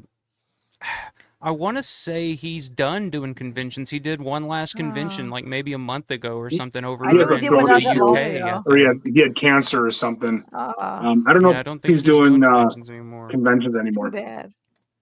That's too bad because I love Yeah. him. Like I love him in The Beyond. I just love Al Cliver. He's so Oh yeah, great. he's like the perennial like badass of any of those Yeah. movies. Like when Al Cliver shows up, shit gets real, and you're like, all right. Well, so is Ian McCulloch, of course. Oh yeah, I mean, yeah. that is- Oh yeah. I hope we're gonna get some more people from Zombie. Like I'm like, come on. I hope so. Well, I who figured else? they would have started Dude, to I announce can't believe they got Ian fucking McCulloch at Living Dead Weekend in Monroeville. Like, I know. I had to man, order a zombie poster. we gotta which get there then got delivered somehow. to Dave Novak, so he's got I my. can't he's believe got my they got zombie the little poster. guy from Land. Right? Yeah. Yeah. Jesus, fat man. that's right. Yeah, little fat That's man over fucking there. awesome. Somebody shot the Someone little shot fat the man. little fat man. I can't think of what his name is now, top of my head, but I just want to hear Ian say Matul from Matul. Dr. Butcher MD. Matul. Yeah. I love Dr. Butcher MD. That has my favorite great, dummy fall of all time. When that dummy falls Oh out the my window God. and lands and the fucking yeah, the arm arm falls pops off. Yeah. Yep. Yeah. I laughed so hard I almost fell off the couch. I love that. That's my favorite part of the whole movie. And the motorboat to the face. Yes. Oh, of course. Come on. The gore in that one is just, I mean, again, that period from 79 through fucking like 82 or 83. Italy, they really had their shit together. I mean, And the no cannibal joke. stuff is really raw. Italy They're during pulling the that guy's eyes time- out of his socket. And yeah, Italy during that time Yeah. was kind of Yeah, like that's- what Japan was in like the early 2000s when Japan was coming out with like Audition and Battle Royale and all that. Like they were like the thing Battle Royale. overseas. Early 80s, late 70s, early 80s, like Italy, like that's where like they were taking shit to a different level. Oh yeah. Yeah. They really my were. favorite part of that fucking movie, and it's one of those goofs that you're just like it's really noticeable. But like they're on this island the whole time, but then all of a sudden it cuts to a shot where it looks like they're literally in the backyard of somebody's house in like Connecticut or something, where it's just like it does not look like an island at all. Like where they fall into the hole. It's like, okay, this is obviously not on that island. Like, it looks like it's in the middle of fall somewhere. Like, all the leaves are off the trees and shit. And you're just like, okay, they had to tack this on somewhere else. But In Zombie Holocaust? yeah. Yeah. I gotta check that out again. I remember that shot. Oh my God. Yeah, it's a good one. What's up, Todd Bond? Todd Bond, or John Carpenter was a grumpy old man when he was 12. Yeah. He's only gotten grumpier. He's only gotten grumpier. Oh, God. By a fucking mile. Let's see, we're still talking about stars on the Walk of Fame being super expensive. I love John Carpenter's cameo, the puff of smoke in Halloween. You guys have seen that, right? Oh, what scene was that, dude? That was There's the hedge, and he goes behind the hedge. He goes, "Hey, Chintz, I'm you gonna-" like the And then Dawn remake you see the way puff. better than the original. Well, you're getting Man, booted. You're getting get booted. the fuck out of here. Out of the family, right there. You're Oh, I getting banned booted. somebody. Yeah. That's what Okay, I okay. Sophie every time she I was it just looks joking. at me, He's just like, out of the joking. He's family. just joking. Oh, okay, thank right. God. You were almost disowned, my man. Whew. Or is he really? Is he really? Or did he think about it after he sent it? And he's like, oh, wait a minute. Better Fuck not it. do that. It's a joke. It was a joke. Steve Vaughn says, I don't see it as a prequel. I see it as an alternate tale. The marketing is what made it connected to Dawn. Until I finally watched it, I thought it was just a ripoff, like Hell of the Living Dead. Yeah. No, it's not. It's not as good as Hell of the Living Dead. But It feels more of like a sister, like a distant relative. You know what I mean? It doesn't. Yeah, it doesn't yeah. Feel, it doesn't feel like a direct sequel or a prequel. To me, it's always felt like. But in I've the always same- thought it could work as a prequel, because as soon as Sure. you see the shot of them going over the bridge into the city and you hear the stuff over the radio, it's like yeah. perfect. All right, you could totally cut to the TV station in Dawn and it would make Yeah. total sense. Oh, absolutely. Yeah, Todd, I have this. I actually got it signed in Atlanta last year for Galen and Scott. Oh So, yeah, Yep. yeah. I've never played it. I don't know. I've heard people that have played it. They're saying like, hey, it's pretty simple. It's a pretty simple game, but I've never actually tried to play it. I've never played it. I don't own it, but I've seen it at Chris Trebek's house. Like I've been at his apartment and he showed it to me. That was pretty my cool. first. That was my first big collector's item purchase on eBay. Was that board game? Because I remember seeing it when I was That was one of little. mine too. Yeah. When I was in like middle school, I remember seeing it on eBay, and I was like, "Holy shit! They made a Dawn of the Dead board game." Oh yeah. I never got it, and then in, years later, I had to get it. I got an 85 on the back of Fangoria magazine. Someone was selling it, and it was I think $30 or something like that. Wow. I think I spent like 120 on mine. Oh yeah, much more expensive now. So is Yeah. yours, Paul? Oh, There there you it go. is, Paul. Nice. Is yours intact? Are all the tiles? It and is. stuff? Yeah, everything's intact. Really? Mine are in a Ziploc bag in the box. Like mine were. My game was already pre-loved, I guess. Yeah, it was already So- played. It's all good. But is There it you even go. a decent game? Yeah. It didn't seem like a good game. It is, I but don't- you got to use strategy. It's not easy by any means. I looked into how to play it, and yeah, it's not fucking Monopoly or anything. You know, you gotta think. You can't just go in and play it. And if you've been drinking, well, it's not going to be good. Although that would be awesome. A Dawn of the Dead Monopoly game. You're in the That'd be mall cool. and you're buying There is. stores. That Is would be there? There is awesome. What? Well, there's a Monroeville Monopoly game. That one I told you about. That's pretty cool too. And that would be I'll take pictures and send to you guys later, but man, that game it was made by the Monroeville Rotary Club in like 82 or 83, and it's got a bunch of fucking stores and of course the mall from Dawn of the Dead.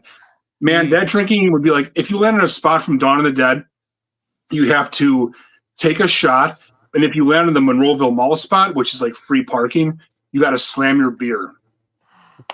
I want to play. That would be fucking awesome. Yeah, what are we doing here? We gotta play this. Maybe we should do that on I would live stream. think We'll play the if game. it's I'll for set it up fucking- and everything.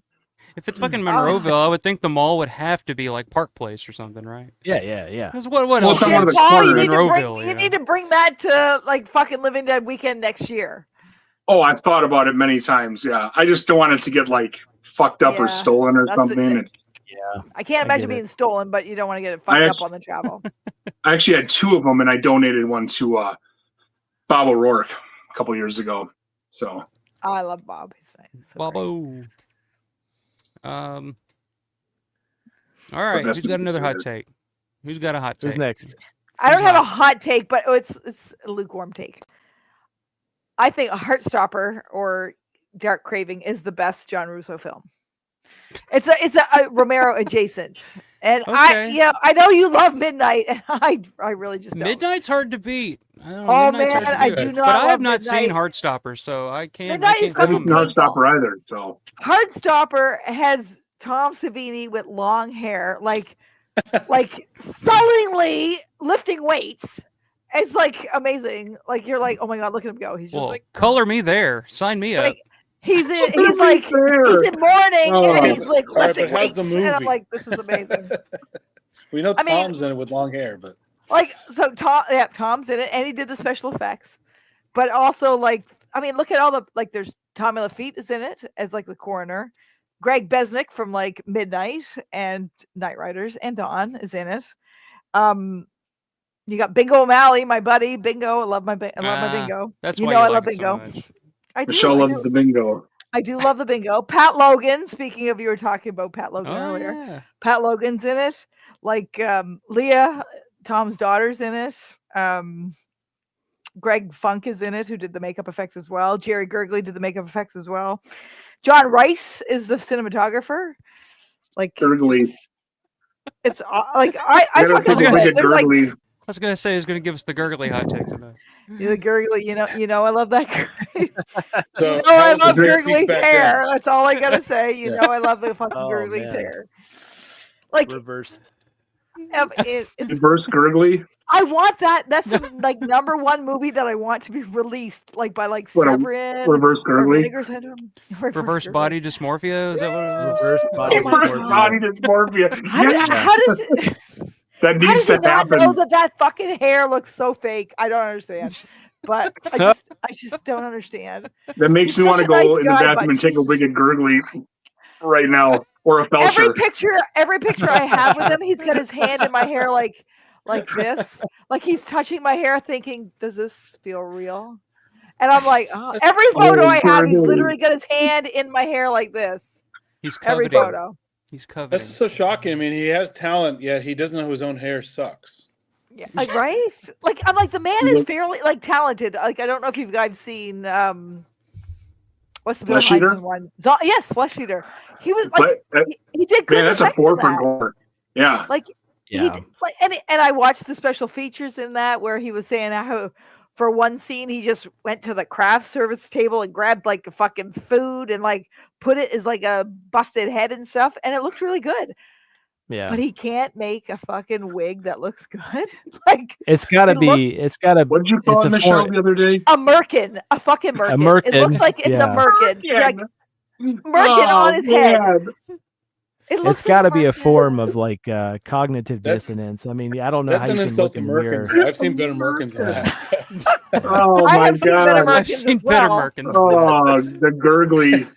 That's what we'll call it. It's just the Gurgley. The Gurgley. And he's such a nice guy. Like I always go him. see him, and he always remembers me, and we always have a chat. And I always buy it one of his magnets that he has sculpted himself and painted, and he signs it for me. And he doesn't. He's like. And he doesn't charge anything for his autograph. And I'm like, dude, you're really talented, but what the fuck's up with your hair? Like, I really want to ask. Like, I just want to be like, you know what? Tom has asked him at some point. Tom must have. Oh, Mr. Gurgley. Get me a couple drinks of me, and I fucking will. You know I will.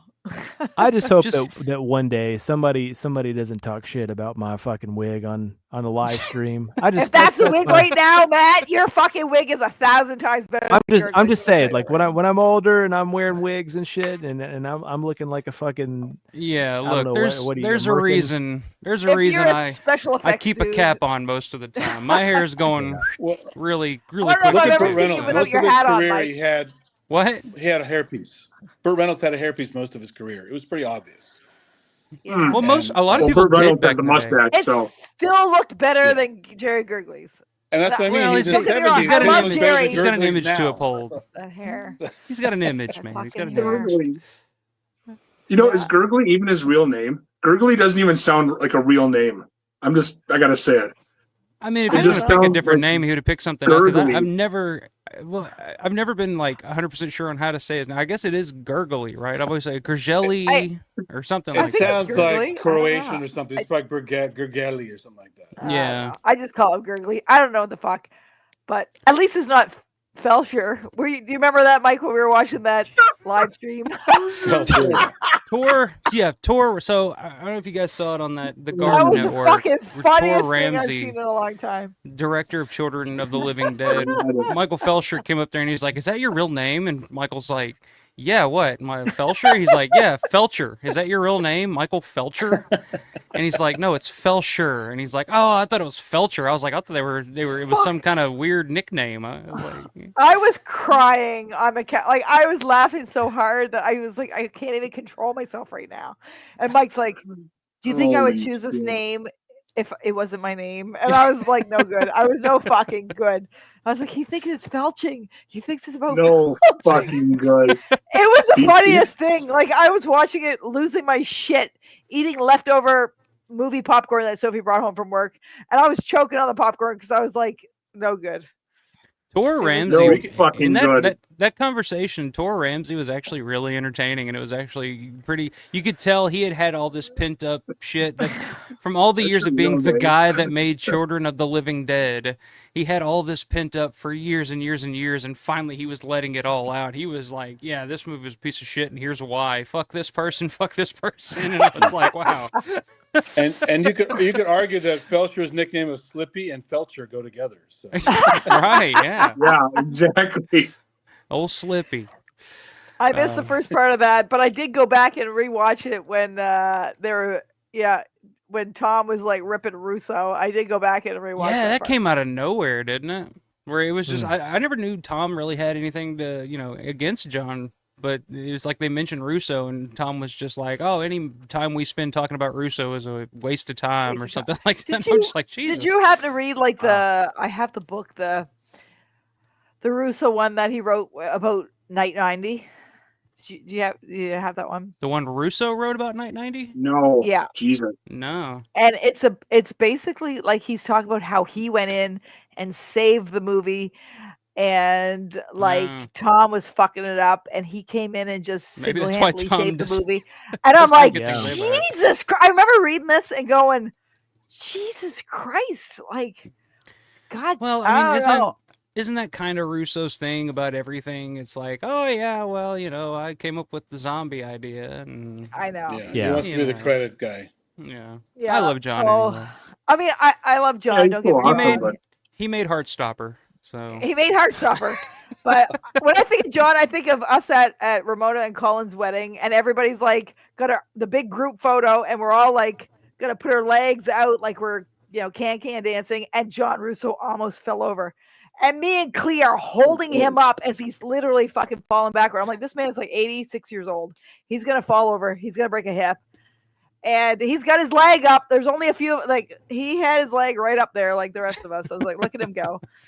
And that's what, and that when we were at the reception, when he kept trying to tell me this joke, and Russ kept telling him to shut up because Russ was trying to talk, and he's like literally looking at, like every time Jack would talk to me, Russ would look at him and say, Jack, stop talking.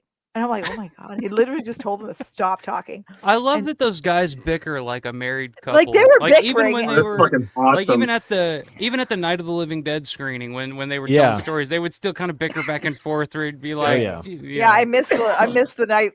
I had to sell my ticket, but I missed that because it was Christian's birthday. I had to miss that. But yeah, Jack was trying to tell me, and finally, after not even lying, 45 minutes of him trying to tell me this joke, finally Russ let him talk enough to tell me this. I'm like, Jack, you told me that. Jack, you told me that joke yesterday. I was like, thanks.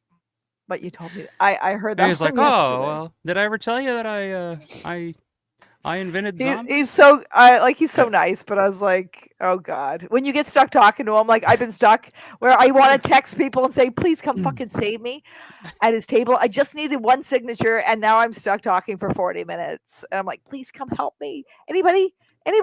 No? I can't wait to hear what Vulo has to say about this in the chat. Oh yeah, what's John saying? I'm looking. Hang on, let me see here. I sat next to Russo at the VIP party and talked to him a bunch. He's fun, actually. Oh, he's so fun. Don't get me wrong. He's so He's funny. fun. He's knowledgeable. But when you're in a yeah, rush, he's you fun. can't get away. You cannot get away. Yeah. from it. I probably gave that stupid idea for the remake of Midnight. Or Midnight Oh, it's your sequels. goddamn fault then. Yeah, there you go. I think Well, like so, I said, 'cause we were talking about We got the ball But rolling. the remake, I watched the remake at least a year or two ago. It wasn't recently. Yeah. John says he Terrible. gave the Garf Karen Wolf's info. Let's see where that goes. That'll be. Oh, I don't know if the Garf will do anything with it, but I know Felsher was. I think he's serious about wanting to do a documentary on the making of Children of the Living Dead, and I think he will definitely reach out to Karen Wolf because nobody had anything good to say about that poor girl. I've never even seen this movie. I should watch it. Marty, when I was with Marty, he wouldn't even talk. He was like, "You're not even allowed to tell me about this. You're not even allowed to use the movie. The movie is supposed to be the movie that is never to be named." That's what he would tell me when we were together, and I was like, "Okay." And then, yeah, I couldn't believe he was on this. The first 10 minutes is fun. First 10 minutes is fun. After that, it's got Tom doing acrobatics, so you know. Yeah, Savini kicking zombie ass. Short hair though. He's got short hair. Johnson, I keep telling you guys, I don't lie. There you go. We know John doesn't lie. John's awesome. John better be there next month. That's all I gotta say. Only the truth. I think he's going to be there for I think the whole week. Yeah, but it's the same weekend as Chiller Weekend. That's the only problem. Well, I don't think he's going to that. So I just remember Ramona's thing during Russ's speech. He called both Jim and I to thank us for what we do. It was so flattering, but so awkward. Yeah, I bet that would be kind of awkward, right? It was a nice speech, though. I have it on video. It was a nice speech. Oh, that's nice. Yeah. All right. Hot takes. Anybody want to throw one out here? Anybody got a hot take in the chat? Cynthia, you got one? I haven't heard anything. So I kind of hinted at already, but I do have to shit on Bruiser a little bit more. So. Oh fuck! Let's go. Although I enjoyed watching it again recently, just before this, to make sure I was on the right track. I paid a lot more attention this time than just kind of casually watching it. So it really, really, really wants to be a film noir movie, right? Yeah. The cops have old timey Oh, street talk. totally. Yes. The lighting, the jazzy kind of sax music comes in once in a while when it's not doing some weird vocal stuff, and so he really, really wanted it. But then like that whole party scene at the end with the Misfits, and it doesn't make sense with a film noir thing. I don't get the whole thing. I love got that. Michael Graves. I got Michael Graves to sign my I love that scene. my Bruiser DVD. I just think the editing's really bad. That's in awesome. The whole party scene. It really Friends felt playing tennis in the dark because it looks cool. Yeah. It's very I want to hear the rest of this, but I gotta go to the bathroom. I have the bladder Yeah, of a me peanut. too. I'll join you, Michelle. Oh, Paul and I are the bladders of a peanut. I don't know about the rest of you fuckers. Yeah, you guys bullshit about Bruiser for a while. We're leaving. Oh my god, I don't be. The film noir thing really kicked in towards the end of the party. Like that's where you could really feel it. And I agree with you. I didn't. It felt so all over the place to me. And Bruiser's another one of those and films. like taking weird directions. And the other thing too is the movie is literally The Secret Life of Walter Mitty meets Falling Down meets Eyes Without a Face. So it's not really that interesting or novel. It's not poorly made. It's a watchable movie. It has some good scenes in it. I like some of the characters in it. The Peter Stormare guy is way over the top. But I know he's supposed to be. Thank you. So is Joe Pilato. He's supposed to be. Yeah. No, dude. Yeah, he is. Joe is supposed to be over the top, but that was an example of good over the top versus Peter Stormare's bad. But even Peter George Stormare. says Peter Stormare is supposed to be a caricature of every like CEO studio head that George had to deal with for the past decade, of the coked up guy with too much power, too much sway. Yeah. Peter Stormare's character is kind of a tragic character because you can tell that the guy at one point was probably a decent guy because he was married to Leslie Hope's character, who Leslie Hope is a completely decent human being, but she's stuck with this guy who's gotten so much power and so much money. Yeah, exactly. Now to the point that he's just this crazed fucking psychopath.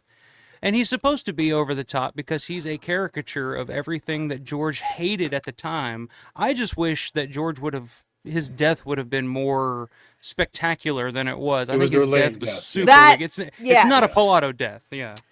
That would have been amazing because that is actually my favorite. That's my favorite Stormare's performance. But I agree.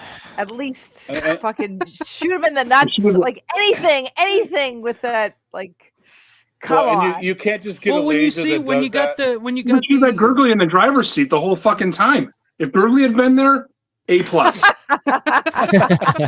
I don't know why are you laughing? Not that funny. When they have the dummy and they shoot the dummy and his head pops off and all the confetti flies out, you immediately think, oh, Stormare's going up there. They're gonna pop his head off and blood's gonna splatter all over the crowd. That one, yes. And I'm like, okay, that's perfect. But instead they go with a very subdued, kind of thing, and I'm just like, it's a little. But let me ask you this, and we've talked about Bruiser before, and when you take away certain elements, so we've talked about you were a Misfits fan. If you take away your sentimental attachment to the film, would it still be? If you were a just Joe Blow average film viewer and you saw this film and you didn't know that about George, you would think, what the fuck is going on with this guy? Like, what is going on with this film? Who is this fucking crazy asshole? Like, do you understand where I'm coming from? Like, it's true. But I totally get it. Yeah. But I love stuff like Pacino and those types, Nicholson and The Shining. People, when The Shining came out, people shat on Nicholson because he won a Razzie for that, for his over the top performance as. Dude, that's apples and oranges, man. This guy, that's nothing compared to fucking Nicholson and The he's Shining. quotable. Are you kidding me? I love this movie. Like, I always invite an audience when I fuck. Cheerleaders, Cracker Jacks. Come on! He's a funny. He's a charisma. When he first shows up, and he's just like, You know, he's whipping his balls out at one Oh my point. And you're God, just like, that who was is, just Peter. like, That was him doing it himself. Like right, that wasn't totally in the script. ad-lib stuff. Like that's the Yeah. stuff. Like I am so much more interested in an actor. Like I see this so much now in He's movies such a that fucking ass. He's perfect. it's so boring. Every actor that I see in movies now, they look like they all learned how to act from the same school, the same teacher. They all do the same shit. I am okay with an actor going way too over the top on something as opposed to just being your typical bland fucking character in a movie. Give me over the top every day. Give me an actor who's going for it as opposed to an actor who's just, you know, not necessarily phoning it in, but just giving the same old performance, you know. Sure. You know, that's just me. But I hear you. I hear you. It doesn't really fit the tone for the rest of the movie, though. It doesn't really. The movie's very disjointed. So It feels disjointed. That's exactly right. You've got it. You've hit the nail on the head. It's disjointed. Not just the different themes that you're talking about, but the acting too. Like I'm telling you, man. I hear what you're saying, Mike, about Peter Stormare. I get it. Don't fucking roll your eyes. I get it, but I don't. I guess that's my hot take. I don't like it. I just don't It's like not really it. that I much of a probably hot take, never 'cause I will. don't, like I said, I don't know too many people that like it. I The other literally problem know with the 3. mask, right? I know 3. Even George says he thinks the mask is in his mind, right? He's not really wearing a Right. mask during the movie, but the cops see him on the video camera, right? He's it's wearing a on mask. video as a mask, so it's not in his But he mind. has a mask. He's wearing it. He has the mask that he No, got he's from not wearing the it at character. that point. He put makeup on it. He put makeup over the face that's on his face that he sees. The only Also, one it's in in the that movie I newspaper. hate is the Or is dog. it on his actual face? That when he It sees is, himself 'cause in all the he does is mirror. put makeup on it. It's still you still see the skin join. No, It's no. not Listen, another when mask. when You're you see right. the mask, when you see That the was where mask Richard at the Gurley came in. Yeah, I thought so. when you see the mask at the end of the movie, when the mask comes off at the party and it's there with the cloak and all that shit, it's still he's wearing white. the mask The then, only yes. thing on there is the red tear. The red tear. When you see That's him at the putting end, though. when you see him putting the paint on his face, he's just painting his face. That's At what I no mean. point in that movie does anybody point out like, "Oh Jesus, why are you wearing that mask?" They're saying, "What happened to your face, which is covered in blood and scrapes and whatever else?" Like nobody But he's says, "Why is your face white?" You know, it's Well, no, the friend who's playing tennis before he kills him sees his face is all messed up, right? So there's He's wearing face paint. inconsistencies with the mask. He's wearing face paint. Yeah, there's some inconsistencies. He's not actually wearing a mask other than being in the party or on the police footage. Other than that, it's just his face. He just sees himself in that mask, and that's what frees him to go out and do this shit because he's a blank face now. Anyway. Yeah, it seemed inconsistent. Me and Mike are team bruiser over here. Come on, Michelle, back The me other up. problem I have with it I'm like going like in my mind. I'm like yes, everything Mike is saying, everything. at the very end of the party, the whole "I'm Spartacus" thing is stupid as well. That's an old trope. I'm Spartacus. No, I'm Spartacus. I'm Spartacus. Oh, you yeah. got Christine, Yep, and you you're got right. Tina in there, and you got the Misfits, and you got JB. You know Jason Bareford's in there, and like I'm like I still love you got Atkins showing up and being all like that. You got noir Christine in the detective. birdcage. What That's the what I fuck's mean, wrong with Christine you in the people? birdcage. You know. Christine's Look, I said scenes. I like some Tina's scenes there. in it. Yeah, It Tina's just there. doesn't hold JB's together as there a on the whole. stage as the guitarist. Yeah, gets thrown onto Alright, Big alright. Propagator. Like yeah. So like this is whole the group. biggest. This is the biggest debate of the night. I think is just Bruiser. Yeah. Well, that's why I was like, that's my hot take. I love Bruiser. I just love it. I gotcha. I know I you get do, it. but nobody I get else does. I have the soundtrack. I really like his wife in it. I was enjoying those scenes. Donald Rubinstein's soundtrack. I have that on CD. Rubinstein's soundtrack, I can say like some of it works, some of it's Some of it works, some of it's not great, but I still I love it enough to have it. So there you go. Oh, of course. It's probably better than his Dawn Reimagined soundtrack. That was Yes. That was something else. Yeah, that I'm was still not working good. on that. I'm still working on that. It's You hard. haven't absorbed It's that one really yet? hard. No. Um. Yeah. John says I've seen Bruiser a few times. Each time I liked it more, but I agree.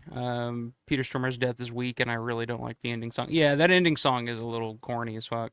Take on the punk rock version of "Take on Me." Oh yeah. No. yeah, Oh, you're yeah. like, yeah, come on. George, you're Take better on than Me that. is one of my favorite songs, though, like itself.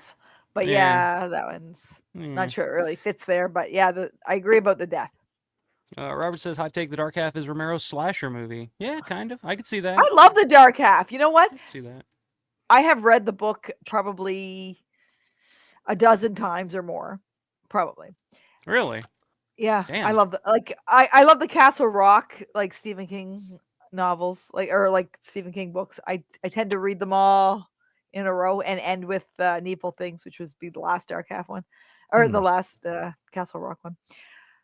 But I have to say that watching the movie, I agree, Jeff. knowing the book by heart, pretty much, Yeah. it's one of the most faithful Stephen King adaptations I've seen.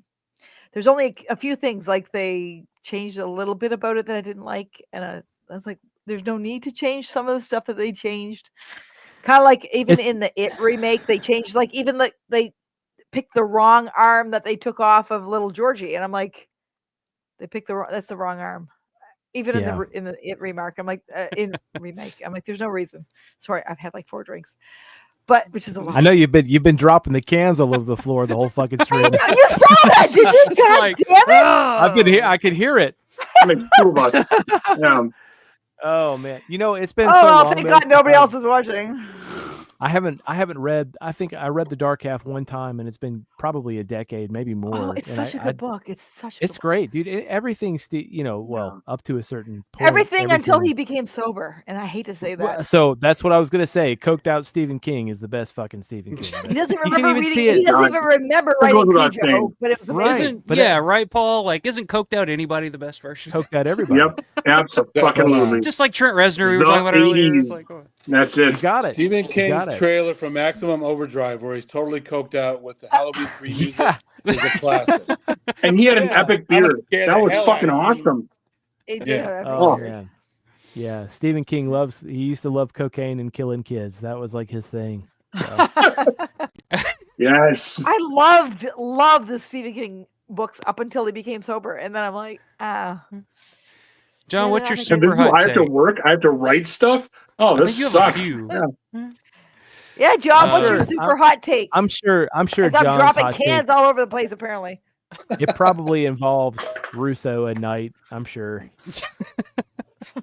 I don't know if that would be a hot take or not. I think everybody's, Well, nobody. You know what though? Nobody else talks about it but John, and I'm glad he talks about it. I mean, like we were talking about before, it's kind of a healthy discussion to have, good and bad. You know what I mean?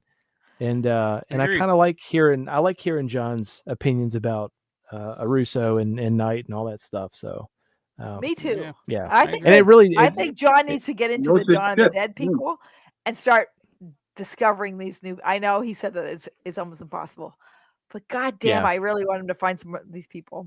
If anybody Dude, could do there's it, it a- would be John. There's Agreed. somebody that commented on on my Day of the Dead video that said that his teacher was a zombie in Dawn of the What? Dead. I have to go Dude. back and look. Oh. Yeah. I get that all the time on comments on videos and stuff. Like people be like, I don't know if they're telling the truth or not, but people will say like, oh Yeah. yeah, I remember my uncle was a zombie in Dawn, or yeah, my uncle was a zombie in Day, or I it's Yeah. need more people on my Dawn of I the love Dead shit like that. fucking Yeah. Anchor Bay That's TV Awesome. people. You never know. I mean, yeah, what you to say they're really lying. don't. And there's so many people that are, were involved as extras in those movies. It's like odds are possibly like, why would you just show up and just say it? Yeah. What is that going to gain you from just making this shit up? Oh, John Like, just nobody said found the out vi- that elevator zombie that was attacking Steven, the tall, Yeah. goofy one. Oh yeah. The blonde dude. He looks like George. Yeah, the blue shirt. Yeah. John said in the chat his hot take is music related. It's got to be the Day soundtrack. Oh yeah, Yeah, but that that's is a hot it. take. That's another one That that's it's like kind good? of 50-50. Yeah. Yeah. No, John hates it. You- But I've heard so people that I are agree like, with them oh to a yeah, it's point. like I the worst prefer part about that Creepshow movie. soundtrack, but One of my other hot takes that I was going to get into tonight is also soundtrack related. So we'll see if we get to it. All right. You wanna go ahead and get into it? Yeah, let's do it, man. Sure. Let's hear it. So And yes, Jeff, please. I will definitely teach a course on the Bruiser film. If you guys are... Yes, I'll take that course. And what's up, Kenneth? Kenneth checking in late, but happy Saturday, people. What's up, brother? Hope you're doing well, my man. All right, go ahead, Matt. All right. So I love Dawn of the Dead. It's one of my favorite films ever. And I'm trying to figure out how to articulate this the right way. I think that the Goblin soundtrack serves the film. I think it does a good job as sort of that uplifting, you know what I mean? Like it kind of helps bring that comic book to life. I can't say I can't stand Goblin. I'm not a big fan of Goblin, dude. I feel like the Goblin. I feel like I know. I know. I'm sorry. I'm not a big fan of Goblin either. It's me just and Paul me. are about to. I'm not a huge I'm on team Matt here. yeah. I'm not a huge fan of the prog type stuff that they did. And like I said, I appreciate the soundtrack. I appreciate I see Paul's like fucking losing it. I listen and the demon stuff I think is great too. I love seeing Claudio Simonetti. I've got fucking 15 versions of the Dawn soundtrack on vinyl. I listen to it. It's great. But I'm not a fan of the band. I'm not a fan of that style of music. Everybody's always wearing Goblin shirts and praising Goblin. Dude, I just can't get into it. It's just not my flavor. It's not my style. I think and if again, we've talked about this in the past when it comes to soundtracks. If you were to ask me personally, and it could be my own bias because of how much I love Day of the Dead, I think John Harrison's score completely eclipses the Goblin score to Dawn. That's just my opinion. I kind of agree with that opinion. I come from a place, we talked about fucking Nine Inch Nails for 30 minutes earlier. Synth driven music has always appealed to me. It's always been more of like my thing. I love industrial. I love synth stuff. And John Harrison soundtrack, even the tropical flavor stuff. I love it. I love it. And it speaks to me. It appeals to me. The Goblin stuff doesn't. Well, I think that it elevates the film. I think that the Goblin score elevates Dawn to a certain level.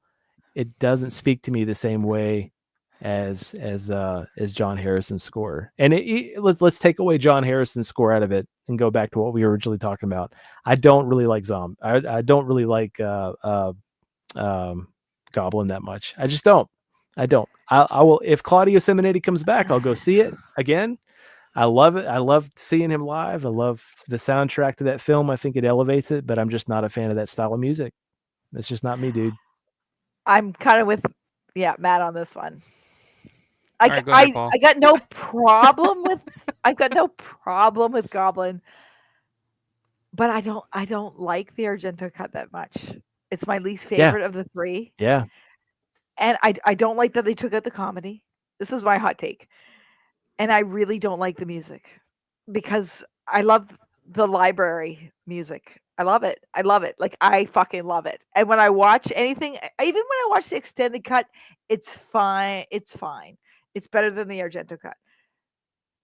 But it's not like the theatrical. The theatrical is my favorite. And when I watch it, I love every bit of the music. I love every, like, the Wolf Library music cue. I love it. And the Goblin little bit is fine. But when I watch the Argento cut, I'm like, I just want to watch. It makes me want to watch the theatrical cut just to put me in a better mood. Well, that's my hot take. There it is. Yeah. Paul, go ahead. Oh man, let me put my fucking bulletproof vest on.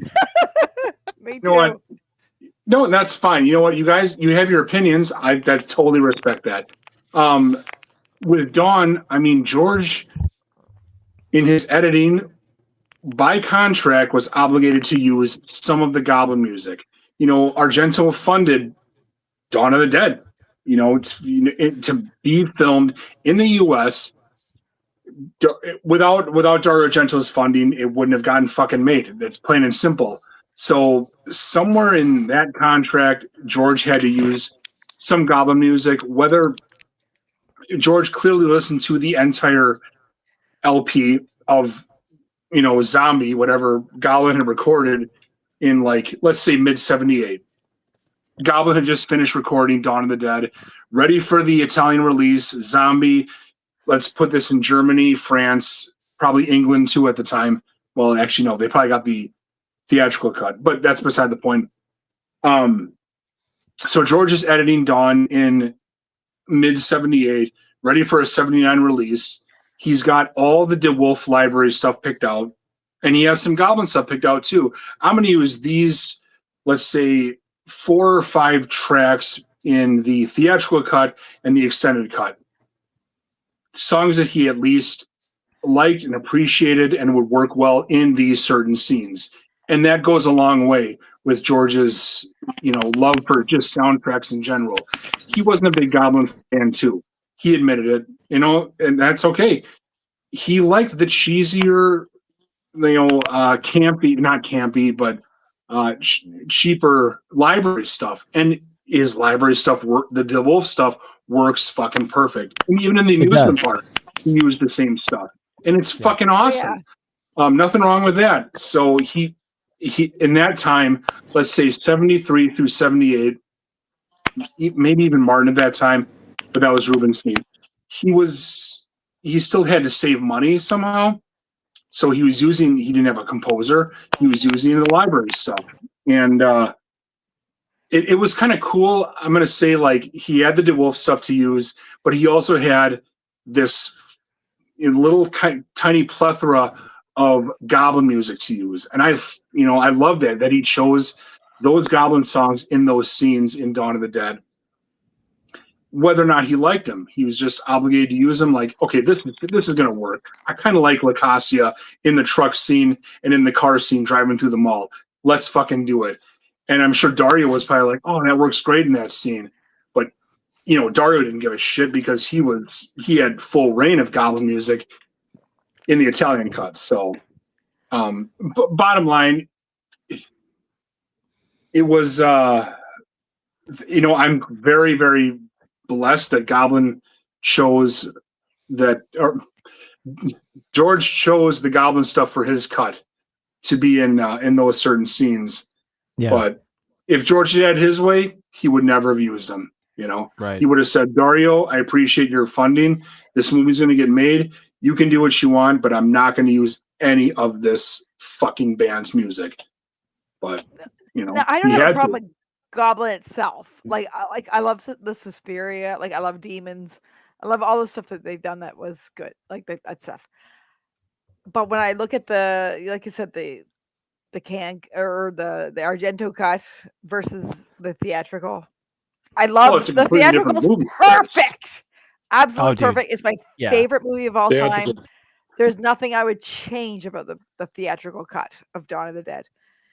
And every time I watch the extended version, the Argento version, even like the fan cut versions, no, it just makes me want to watch the theatrical again. I think the Goblin cut is what completely, like the Argento cut, like the Goblin stuff, completely turns my stomach in that version of the film. Same. I can't, dude. I don't. It makes me like I watch it and then I have to watch the theatrical version to put me in a better place. That's what I do. Yeah, I'm like, all right, I got to go back now. I got to cleanse my palate and fucking start over now. That's exactly it. Cleanse your palate. Yeah. So it's like with the Argento cut. What? Bruno? Sorry. No. You're cutting off, man. Cutting off there, Andy. Over here. That fucking Chinese over YouTube Wi-Fi. They heard you talking bad about cameras. Chinese Wi-Fi. China. The China Wi-Fi. That's shitty Wi-Fi. I was just gonna say. So, well, I don't know. What the Goblin stuff that George did use in the theatrical was perfect. Don't get me wrong. It does, and it works. It does work. I've said it before. George's placement of the Goblin songs in his versions is fucking genius. Yes. Done and done. Yeah.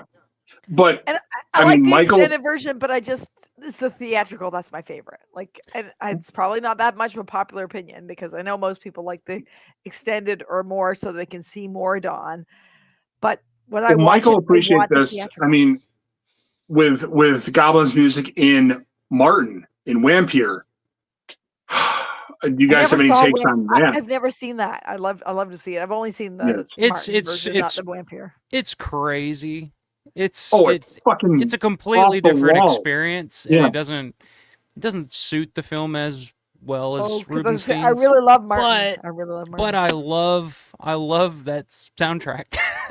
Yeah, I do. I Mike. can put it still on wanna the go to Braddock. turntable and just every song is a banger. I'm like, all right, because I mean, it is kind of like a greatest hits album, basically. It's a greatest bunch hits of album. stuff. Yeah, it's it's basically so fucking moving. Yeah, it's just a bunch of stuff that's already out there. I can't listen to it because I love the Donald Rubinstein soundtrack so much. I do too. His Martin soundtrack is so beautiful and so sad, and it's one of my favorites. It fits it better. Whereas whereas Vampire is more of like it's a vampire movie, so it's a wacky vampire movie. Whereas George's is something different. But I'll tell you this, God damn it, no, I'll say I love this. Go ahead. But I'll say this. And this is a hot take. This is another one. I thought this is where you were going. You went the opposite direction. This is another hot take on my end. I think not all of it, but I do think that some of the library stuff that George used in Dawn kind of dates the movie and kind of hurts the movie. See, that's what I feel about the Goblin. So tell me, do you have anything in particular? I'm on Team Matt over here, man. I'm just saying. I came to this. No, I don't know if it's a conclusion or whatever, but like seeing it in the theater and watching with people that I could kind of tell had never seen this movie before. And I don't know, it's just my feel on it or what. There was no like audible reaction to it or anything. But like watching in the theater with people, when the Goblin stuff comes on, it felt like, oh, this is different. This is something so unlike anything else that these people have probably ever seen, like this music. Then when you get to like at the end of the movie when Peter decides not to off himself and you get the American like fuck yeah, America. That's what I couldn't help but be like, oh, that's kind of dated. I still love it. Kinda. As a Canadian, I still love it. With my love for Goblin, I can't.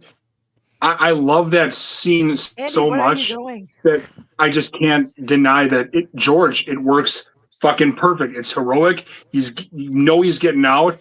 He decides he wants to live, and But it just sounds what, like corny? John Wayne type of thing, and I get it. I get it if you're but into it has that. to Like be there. it's never bothered me, but like looking at it as in like next generation, like new eyes watching this, they're gonna hear that and they're gonna be like, oh, this sounds old. This sounds cheesy. And whereas like the Goblin stuff still kind of sounds unique, very European in a weird way, whereas like you wouldn't expect it in a lot of American films back in the day. It's because a lot of soundtracks during that time were derived. I mean, Carpenter has always said his score for Halloween was inspired directly from Goblin. Like he loved the Suspiria soundtrack and he loved Deep Red, Phantasm soundtrack. Obviously, pulling some influence from Goblin and that sound. Whereas like when you get to like some of the library stuff from Dawn, it's like some of it's a little, I don't know, a little corny for modern ears, I think, and people are kind of like, oh, this is, but so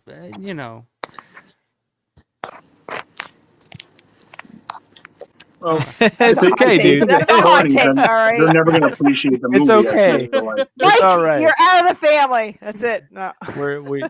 It's all good. This is a glass house. Everybody's. It's okay. I'm not saying I personally. I mean, there are certain tracks that I think are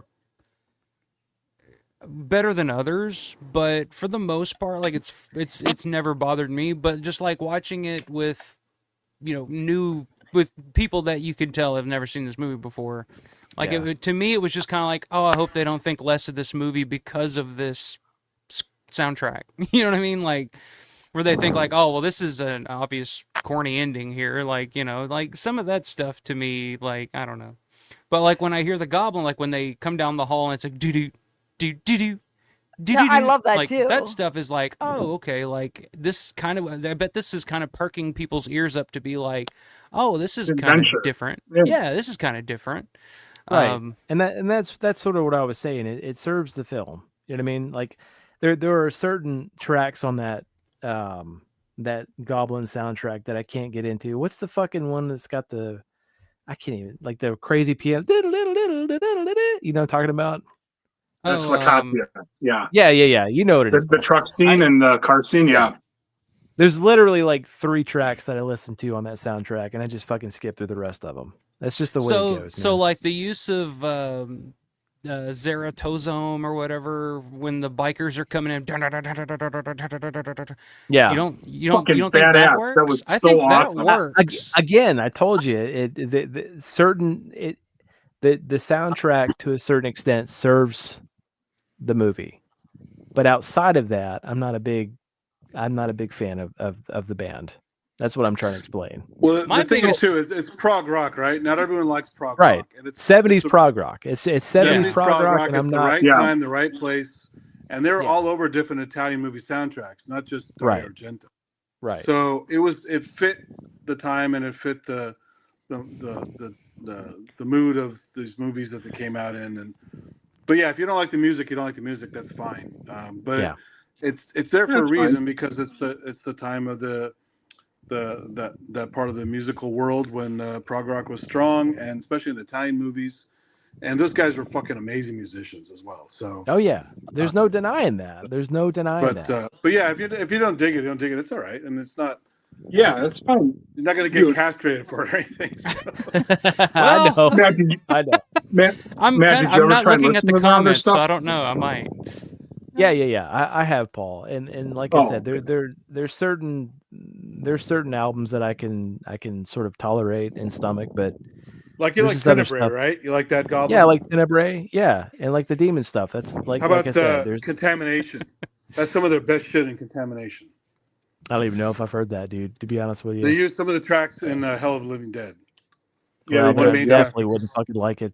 Definitely would like it then. No, but Contamination has amazing, very synthy. It's not just prog; it's very synthy too. It's good. Yeah. So. You know what? I'll give you that. I mean, some of the non-Goblin, non-soundtrack Goblin stuff. It's not. It works in like. Hey, Michelle, quit breathing into the microphone, please. And it's an acquired taste, and it's definitely not for everyone. You know, at the time they did Profondo Rosso, then they did Roller, which was a non-soundtrack album. And they wanted to show, we're not just a soundtrack band, but man, they were already getting kind of typecast at that point with Profondo Rosso because that soundtrack was so fucking massive for Goblin. They're going to be a horror band, and they kind of had that sound with the album Roller. And after that, of course, Suspiria, which was obviously a fucking masterpiece for them. You know, this is what we're going to do. And Simonetti, being kind of the leader at the time, he took him into that realm of horror movie soundtracks, and Dario just led the way as well with, again, Suspiria and then Dawn of the Dead, and then they were doing sessions with Solamente Nero and some other Silvio Cipriani stuff. So they got kind of in typecast into that session work. But like you said, I will give you that it's an acquired taste. It works in Italy. Probably it really does not work in the US for mainstream stuff. But it was mainstream in Italy, So it's kind of like John Carpenter too. If you follow his movie soundtrack stuff as well as his music before the movies and after the movies, he did stuff that fit the movies he was making. And stuff that he could make because he's mostly a one-man guy, except for a few helpers here and there. Yeah, exactly. So he had some helpers with the city stuff and all that, but and then he had a band as well that actually played in some of his movies with Tommy Lee Wallace and some other guys. They actually had a pickup band they did. What was And the so he name did of? some funky, rocky stuff. Like the music for vampires is definitely not horror movie music. Right. And so he's gone through these different phases, but everyone loves his Escape from New York and horror movie stuff. You know, that's his Yeah. everyone's favorite Well, stuff. Carpenter wanted to be a fucking composer. Obviously, he loved Exactly. he loved composing soundtracks almost more than making the movies. Well, you look know? at, I mean, Yeah. that's what he does now. Instead of like Yeah. I don't think he has any interest in making movies anymore whatsoever. But he Him and his loves son, yeah. playing the music with his son. And Cody Carpenter. Yeah, I love Carpenter's music. Because his later music, people are like, "Oh, that's Carpenter." I mean, where's the other stuff? He's typecast as that kind of music, right? Well, even when Yeah. you hear like the stuff from They Live, like the theme from They Live is very different than a lot of his other stuff. Oh, yeah. Like before that. Boom, boom, Boom, boom, boom. Yeah, the hard bass stuff. boom, But John's got a take here that I am just fucking livid with, and I will not stand for. Oh. I don't hate it. It's just, my hot take is I prefer 90s over day. It's not that it's better. There's plenty that stinks, but the stuff I do like in 90, I like better than anything in day. You know, I don't agree with him, but I can absolutely see his viewpoint. I really can. I love Night 90, and that was one of the first films that I saw. I I can see that. I can see that for sure. I like Night 92, but man, that score just drives me up a wall. The score. Yeah. I'm gonna say, yeah, John. Hey, how about the score differences? Oh, I'm sorry. He's talking about the score. I thought he was talking about the movie. Oh, is the he? score? No, he's talking about the Wait. score. The Paul Dude, McCullough fuck score for you. Night 90. Okay, never mind. I retract what I said. Get the fuck That's out. Yeah, awesome. I can't abide. You kidding me? Day's not my favorite score, God. but I can't abide Night 90 over the No. score. What? Yeah. Come on. 990 dude. over Day of the That's a Dead? hot take. Listen, he must Night really 90 score fucking over hate- John Harrison's Day of the Dead, yeah. He's Are gotta you just- are you high? No, I'm not. I'm not going to go there. No. The Night 90 work print score was amazing. It was. Not the release. Wonderful, yeah. Well, that's fucking awesome. John Oh. said he's got the most music knowledge in here. He does, but that doesn't mean shit in this situation. I'm sorry. No, Get we're the not. fuck Yeah. outta here. Look, Get outta here. I'll take John Harrison over Paul McCullough any day. Man, me and Oh, you both. absolutely. Do you And like- his vocal, his voice in Diary of the Dead, I will take that over. Yeah. Everything else. I can't. It's But again, you know, with Day of the Dead, it's all about the times. It was mid '80s. It was synthesizers. It was maybe a little bit cheaper way to do the soundtracks, and it fucking worked perfect. And of course, he nailed that that Jamaican flavor sound. You know, that fit with. well, that's what a lot of Terry people don't like. Alexander. They don't get because it's underground, it's dark, but then you get like all this Caribbean feel to it at the same Well, time. that's because of the old score, the old script, right? He was basing music on the old script and going to the island, right? Well, that's what they've I don't always know. said, but I've also You were heard already in that South like Florida, he was writing it as they were editing it.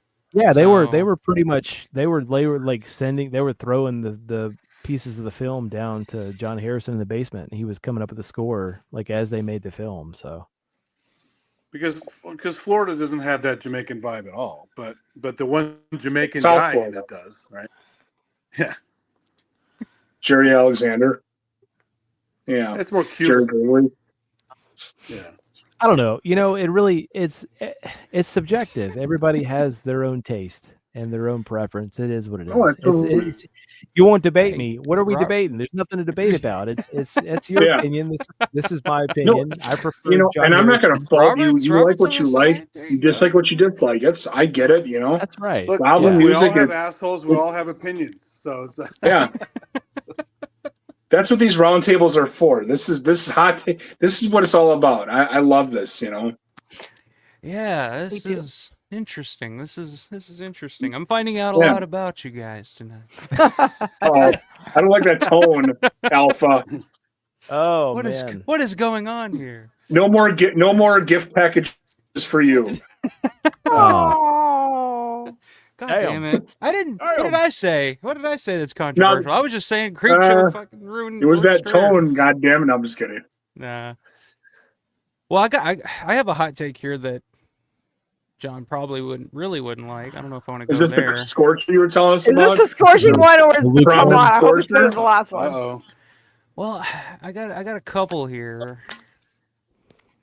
I'll run through a couple of these, and you guys tell me if you guys want to fight me too hard on these. Oh man! All right. Number one. All right. So another creep show one. Father's Day is the worst of all the creep show stories in either creep show 1 or 2. Anybody No. want to debate me? Oh, ooh, I don't know about that, man. The Hitchhiker's I wouldn't the worst. say. Yeah, well, Hitchhiker's I don't- fun. Yeah, Father's Day is Hitchhiker pointless. annoys the shit man. out of me. I do not like the Hitchhiker's not Hitchhiker good. It's like a fucking joke. It's not even. Thank you, Paul. It keeps fucking going. Oh my god, she keeps hitting with the car going through the forest, and the Thanks music for the is ride, just lady. what the It kills fuck is me. going on? It kills me.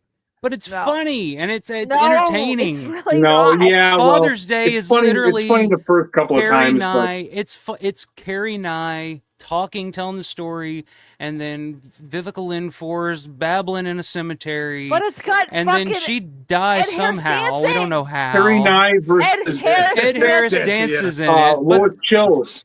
Yeah, Come but on. you know that Ed Harris Wonder dance is Shook fucking is awful, great. dude. Like, come on. That whole what is this? That dude. The Nate's corpse. No. I mean, come on, that's a great scene. Nate's Okay. corpse. Yes. Let's just say you're comparing Lois Chills and what's her name? Sorry, Vivica Carrie Lanfors. Vivica Carrie Nye- Lynn-For's. Yeah. Well, even Stephen I mean, King hated that's- Vivica Lynfors in Creep Show because she just started, making up her kind own of dialogue and exaggerating ruining over his. here. Well, look at her in script. Exorcist 3. She's nuts, right? I mean, I don't know. I've just never been a huge fan of Father's Day, and I'll tell you what. people always put that thing over, and I'm just like, really? Like, there's Well- not a lot there. It just kind of is there to be but there. it's a comic I don't book. know. There's not a lot Okay. of comic books anyway, really. So. You like the Hitchhiker? I mean, I don't love The Hitchhiker, but at least when I watch it, it's funny. Like, there's a guy getting run over multiple times. It's not, Like too many times. I mean, the raft is pretty weak. The raft is awesome. The No, raft come scared on. the shit The out of me raft so is much that fucking I still awesome. don't like going on rafts. It's cool, but there's not that much going on there, right? But Those the are book was enough. The novella or whatever was enough to scare the fucking shit out of What me was so that? bad that it made me You got that? nervous for years to get on a raft. I think the low budget just makes it worse. That's all. Oh, I'm gonna say this. I and still like it. This may be controversial. This may also be another hot take. It might be because I've had a couple of beers. Woo! you don't like Goblin? Outside. Well, you already know that. Yeah, you're Outside not of, beating that one, Matt. Outside of something to tide you over, not a fan of Creep Show. Never have been. It's one of my That's a hot least. take. I wouldn't say it's one of my least favorite Romero films, but it's definitely bottom half for sure. What was the one that you said you liked? Which one? Something to Something tide to you tide you over. over. So something to tide you over. I remember seeing that when I was a kid, and it scared the shit out of me because I thought, when Ted Danson's underwater and you see that red glow behind his head. Yeah. Like I always thought that was the devil, and that scared the shit out of me when I was a kid. Yeah. But like the Jordy Verrill stuff, the meteor shit, like I think it's funny. It's enjoyable. Doesn't do anything for me. It just doesn't. I've never been The like whole a Creep huge Show Creep Show movie in dude. general, you don't like it? I'm not saying that I just don't like it. I'm just saying. I can't even pick a favorite out of that one. I like them all so much.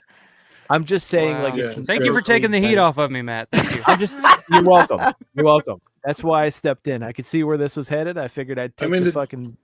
The Jordy Verrill was extremely goofy, but still fun. It's maybe my least favorite is the Jordy Verrill one. So It's fun. It is. It's a fun film, and like I said, it's a comic book, but it's like it's just never. Like I said, outside of something to tide you over, it's never been one of those. It's never been a go-to Romero for me, if that makes sense. So I don't even have. I've barely got any like Creep Show collectibles. I've got one comic book signed by Savini, Atkins, and Barbeau, but like I don't really have a whole lot of anything else Creep Show related. Jealous you It's met just never. Barbeau. Yeah. I never got to meet Barbeau. That'd be Yeah. amazing. Jeff's enjoying She was this round table. She was an expensive autograph. I know that. Yeah, It'd be worth it though. Thank you, Jeff. She I was appreciate it, brother. But stupid Paul, expensive. was she as expensive as Eugene? Oh. No, she's not as expensive She as wasn't. Eugene Park. I'll tell you I want to that. say, I want to say She got when the I got her, experience. when I got her on my my creep show comic, I want to say she was 60. I can't That's like remember nothing, exactly. man.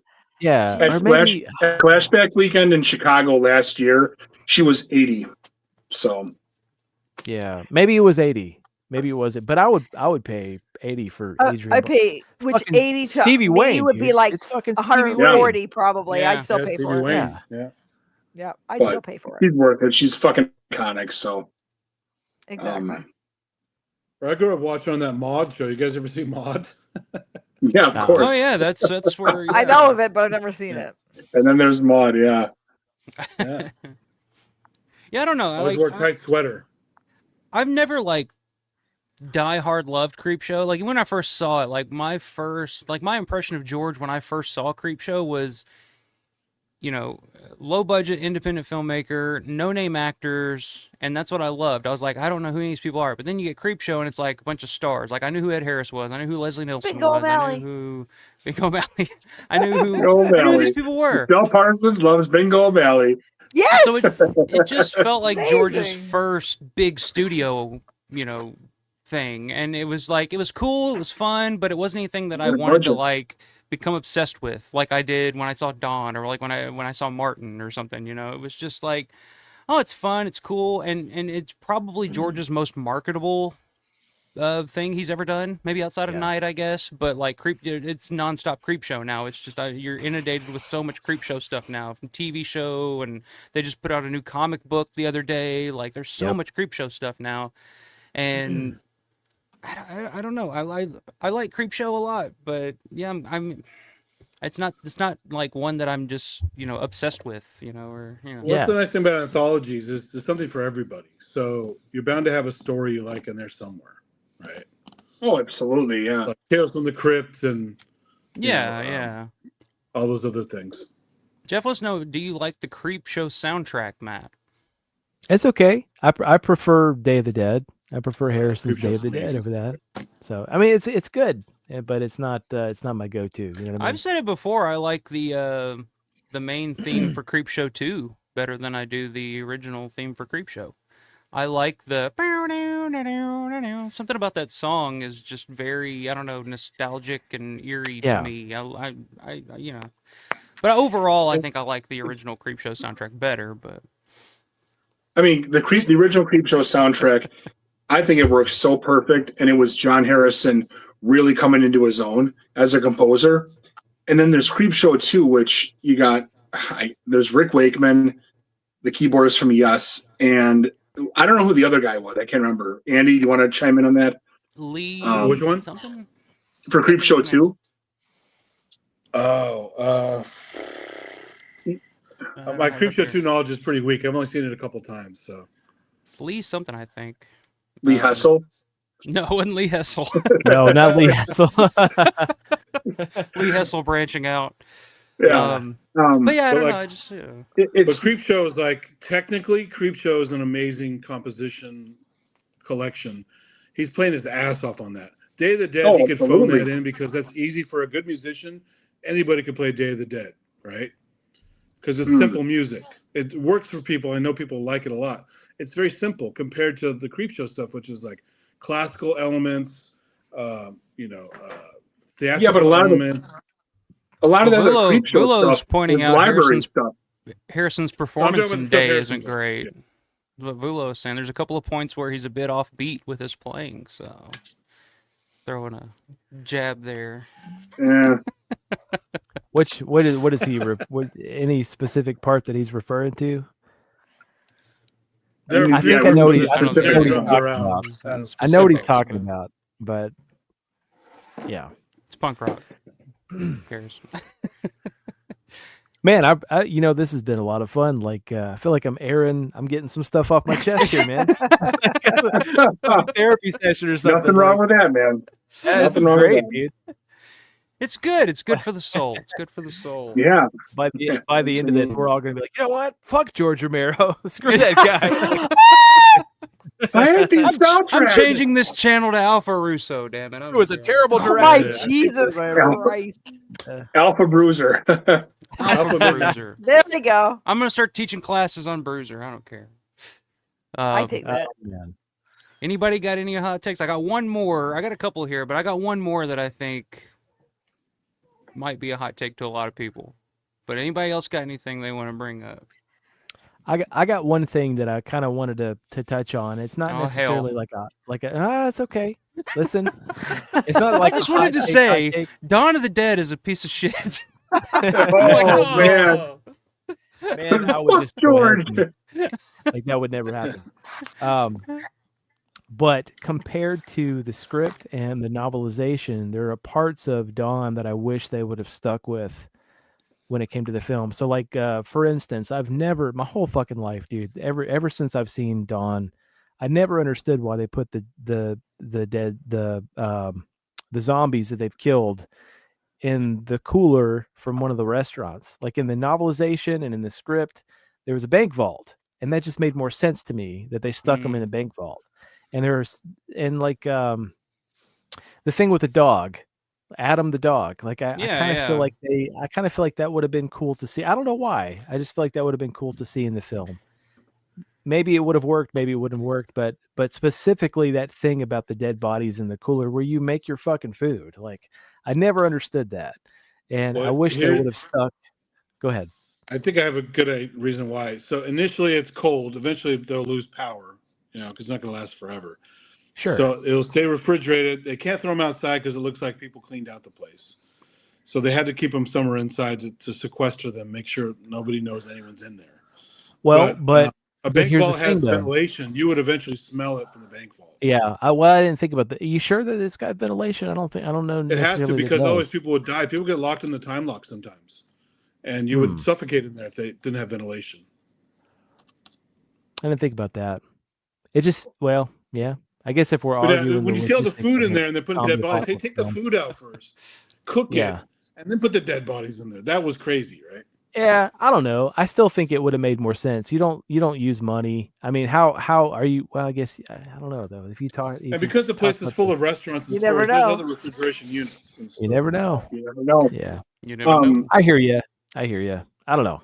I do like the idea of the dog thing, but I think that was probably a budgetary thing where they didn't really want to work with an animal on the set either. And they didn't have a pet store in the mall, so it would have been a whole other thing. Because I think in the script or the book they found him in a pet store, right?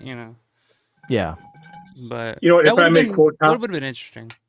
If I can quote Tom Savini on the whole putting bodies in the free cooler thing, I swear to God, he commented on like my exact post or someone else's, and all he said was, "It's a fucking movie." And I'm like, right. But Tom, can you elaborate on that? People wonder about this stuff. They put him in the cooler. They didn't want to put him outside, or they didn't want to put him in a vault. Well, it was the most convenient place to put him, and maybe they got all the food out of there earlier. But yeah, that's just how it was. Tell him you're right, Tom. And the Ripper is also a fucking movie. What about that? Why you get so bent out of shape about that? Yeah. You could just block the vents, Kenneth. That's a good point. Yeah. Yeah, I've heard a lot of people bring that up. Jeff Snagger is mad they would make the food go bad. And that was always my assumption, is that they put them in the freezer to preserve the bodies as long as possible before they really started to decay and rot as long as possible. But and I will say it was kind of gross. The first shot of them laying down the first body with a bullet in his head. It's like right next to the open box of tomatoes. Yeah, like you can clearly see it. I'm just like, God damn, it's not good. Why are you doing that? That's a good point too, Todd. The bank might not have let them have access to the vault. Yeah, Echo Bank would have been on board with that. That could have been a set. I mean, they filmed off-site for a couple of things. I don't know. That's true. It is what it is. That's true.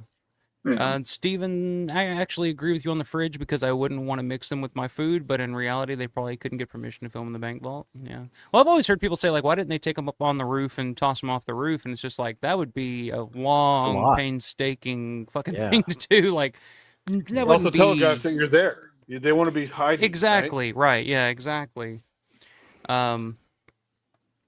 But yeah, like I said, the dog thing I thought would always been kind of cute. But then you know the dog I think in the script ends up getting killed in the end when it runs down the stairs into the horde of the zombies, and I guess they tear it apart. But so maybe they didn't want to go that far, but I don't know. Anybody else got anything? Well, that's so. If there's a dog in the story somewhere, if you follow the storyline until the last movie he made, where they ate the horse, they don't go after anything but humans, right? Well, I mean, Marilyn Eastman in Night eats the bug. Well, that's the other thing. They changed the rules after Night, right? Yeah. And then they reversed it, like, oh, now it's eating horses.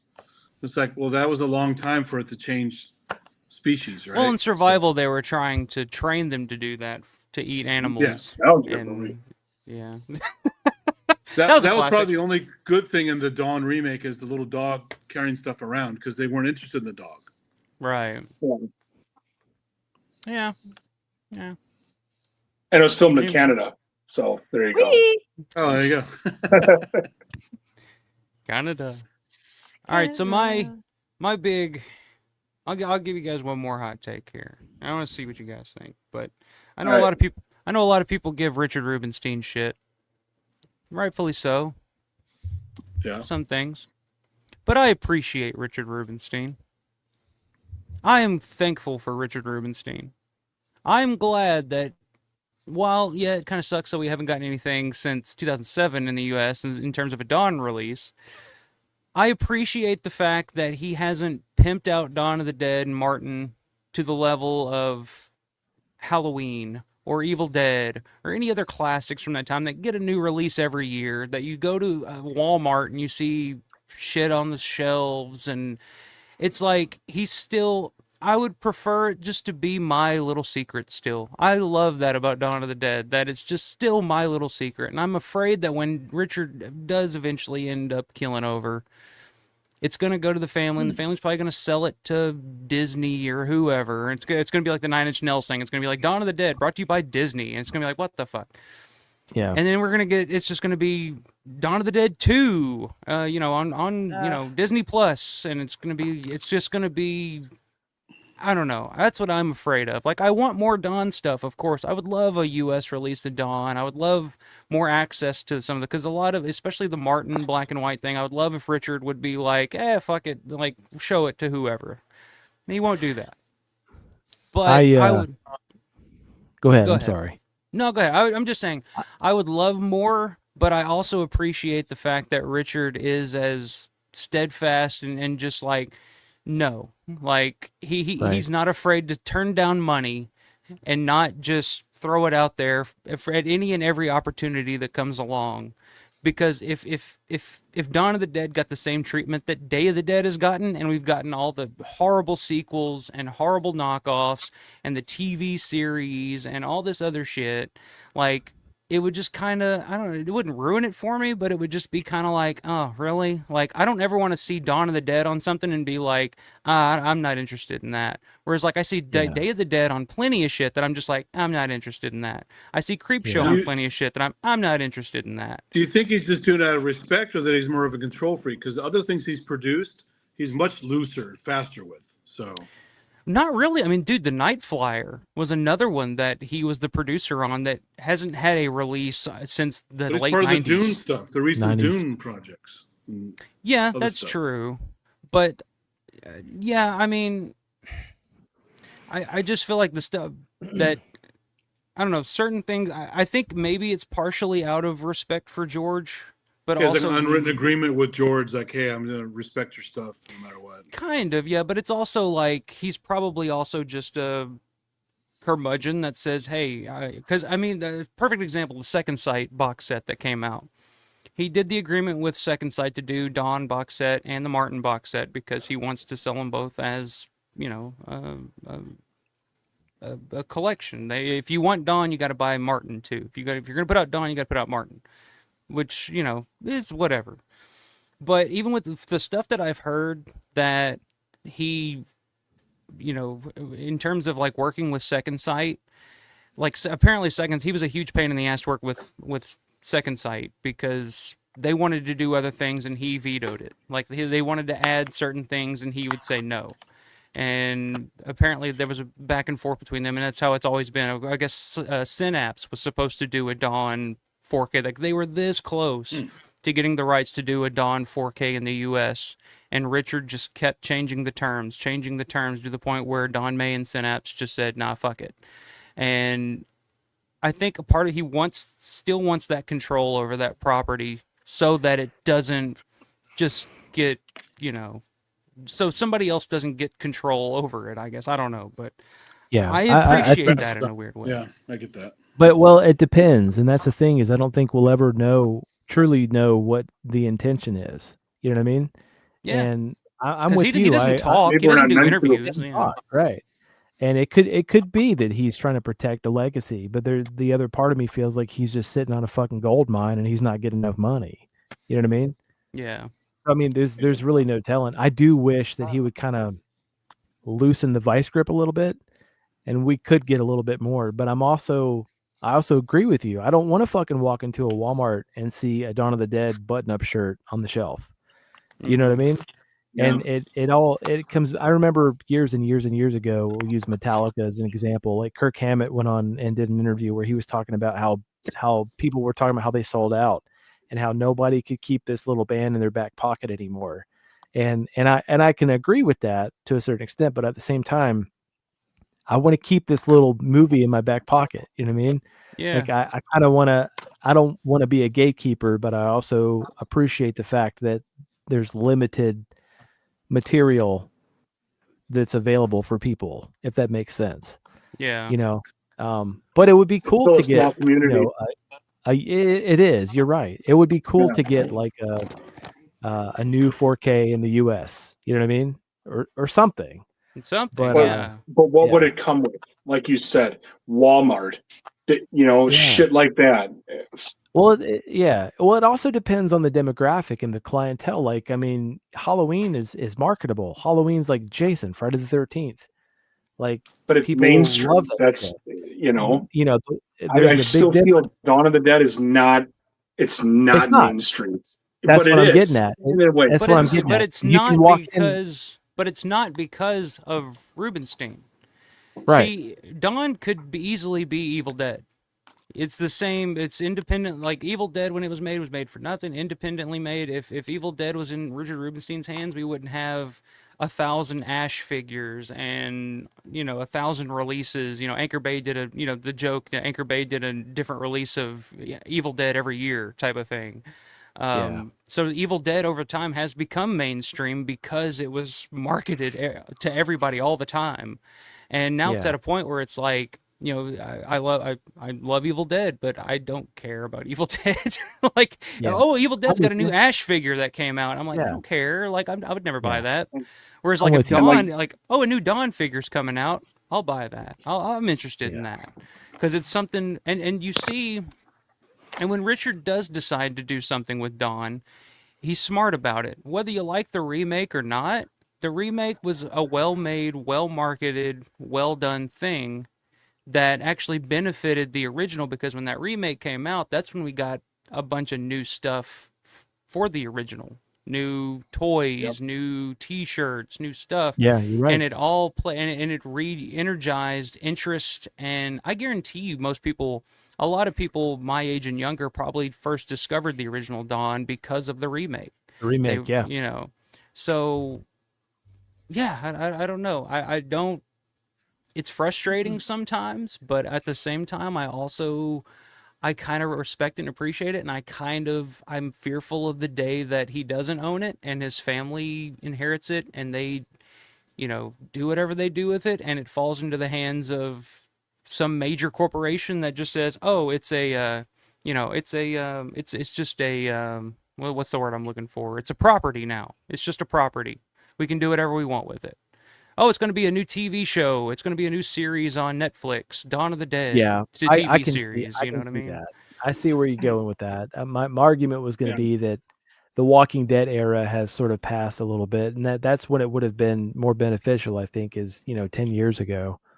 But I'm with you. I can see where you're going. I don't know that that's that would be plausible, though. I don't know that we would see like a bunch of Dawn stuff in stores, and I just don't think it's that marketable of a film compared to your Halloweens and your Friday the 13th. I just don't. Probably not at this point, but I think most people, especially now, when they think of Dawn of the Dead, they think of the remake, so they would use that name as much as possible because people know that name. They may have never seen the movie, the original, but they know the name Dawn of the Dead because of the remake, I think. Yeah. Especially, like I said, people now, this generation.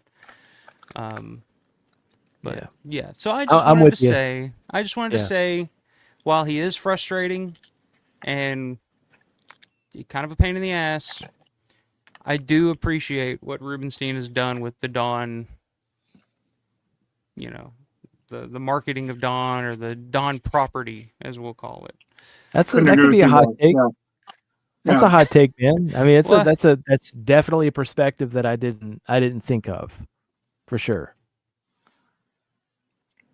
Yeah, I couldn't agree with you more, though. I mean, I have nothing but respect for what he's done for George's career. He was a key figure in getting him on his feet and funding, and we would not have the movies we have now without Richard Rubenstein. Seriously. Yeah. They went their separate ways in the mid to late 80s, and that's okay, Yeah. And I mean that goes without. I mean, George's career would have never been what it was without Richard. Like, George needed Richard Rubenstein in the worst way, as the the business guy, the guy that came in, and it was a great working relationship that they had. You couldn't have two more different personalities than George and Richard, but they worked perfectly because George was the guy that always wanted to say yes and make everybody happy, and Richard was the guy that was saying, no, I'm not worried about making you happy, I'm worried about making money. I'm worried about making sure we can make the next one. I'm worried about, and George needed that. So I think it works on both ends. I think Richard's legacy is he helped George become George, and he helped keep something sacred, I guess. It's the best way to put it. Yeah. That's a good way to There's look another at hot take. Richard's a hell of an actor in Martin. Him walking out that door in a hurry, nailed that role. Don't do anything I would do. You know me better than that. Oh, Jesus. I only give to organized charities. His big line in Martin. I only give to organized charities. All right, let me see. Did I piss it? Let me see. If John's still in here, I probably pissed him off. Let me see. Did I piss anybody off? Bonnie's got a hot take here that I don't know if it's a hot take, but Bonnie says, I'm not fully on board with zombies getting smarter. I agree. What do you guys think about that? Yeah. Yeah. Biologically, it makes no sense. They'll always be dumb. No matter how much they evolve. They only get to a point where they're like just really smart toddlers. It's about as far as they'll go. I'll say that was sort of my biggest gripe with the original Day script was I didn't like how smart the zombies were, and even the original Dawn script when you had the like the original Dawn script, like because that's where George wanted. Yeah, George was already there. Like even when he wrote that first Dawn script, he was already there. He'd already evolved them to the point where they were it's interesting to read about, but I don't think that I would have. It wouldn't have made sense to me. I mean, again, we're arguing the logistics of a fucking zombie film. It's just a movie. None of it makes sense. It's all, man. Yeah, but still, I agree with Bonnie. Unless it's voodoo or magical in some way, like Lord of the Rings or whatever, they could never last very long. They could never get smarter. None of it makes any sense because George's stuff is always pretty damn grounded, right? In reality. Yeah. So that doesn't work that way unless it's magical. Which it isn't, clearly. So. Right. Well, it could be. I don't know. It could be voodoo. Steven said it's a complicated legacy. I agree with you on the quality control, but he's to the point of overkill. See Martin. Yeah, I mean, I get that argument. Trust me. I want to see that Martin cut more than anything, and he's the one guy standing in the way of that happening. I'm telling you. That's what I was saying. It would be nice if he would just sort of loosen that grip up a little bit. You know what I mean? Yeah. Or find an angle to make that shit plausible or something. I don't know.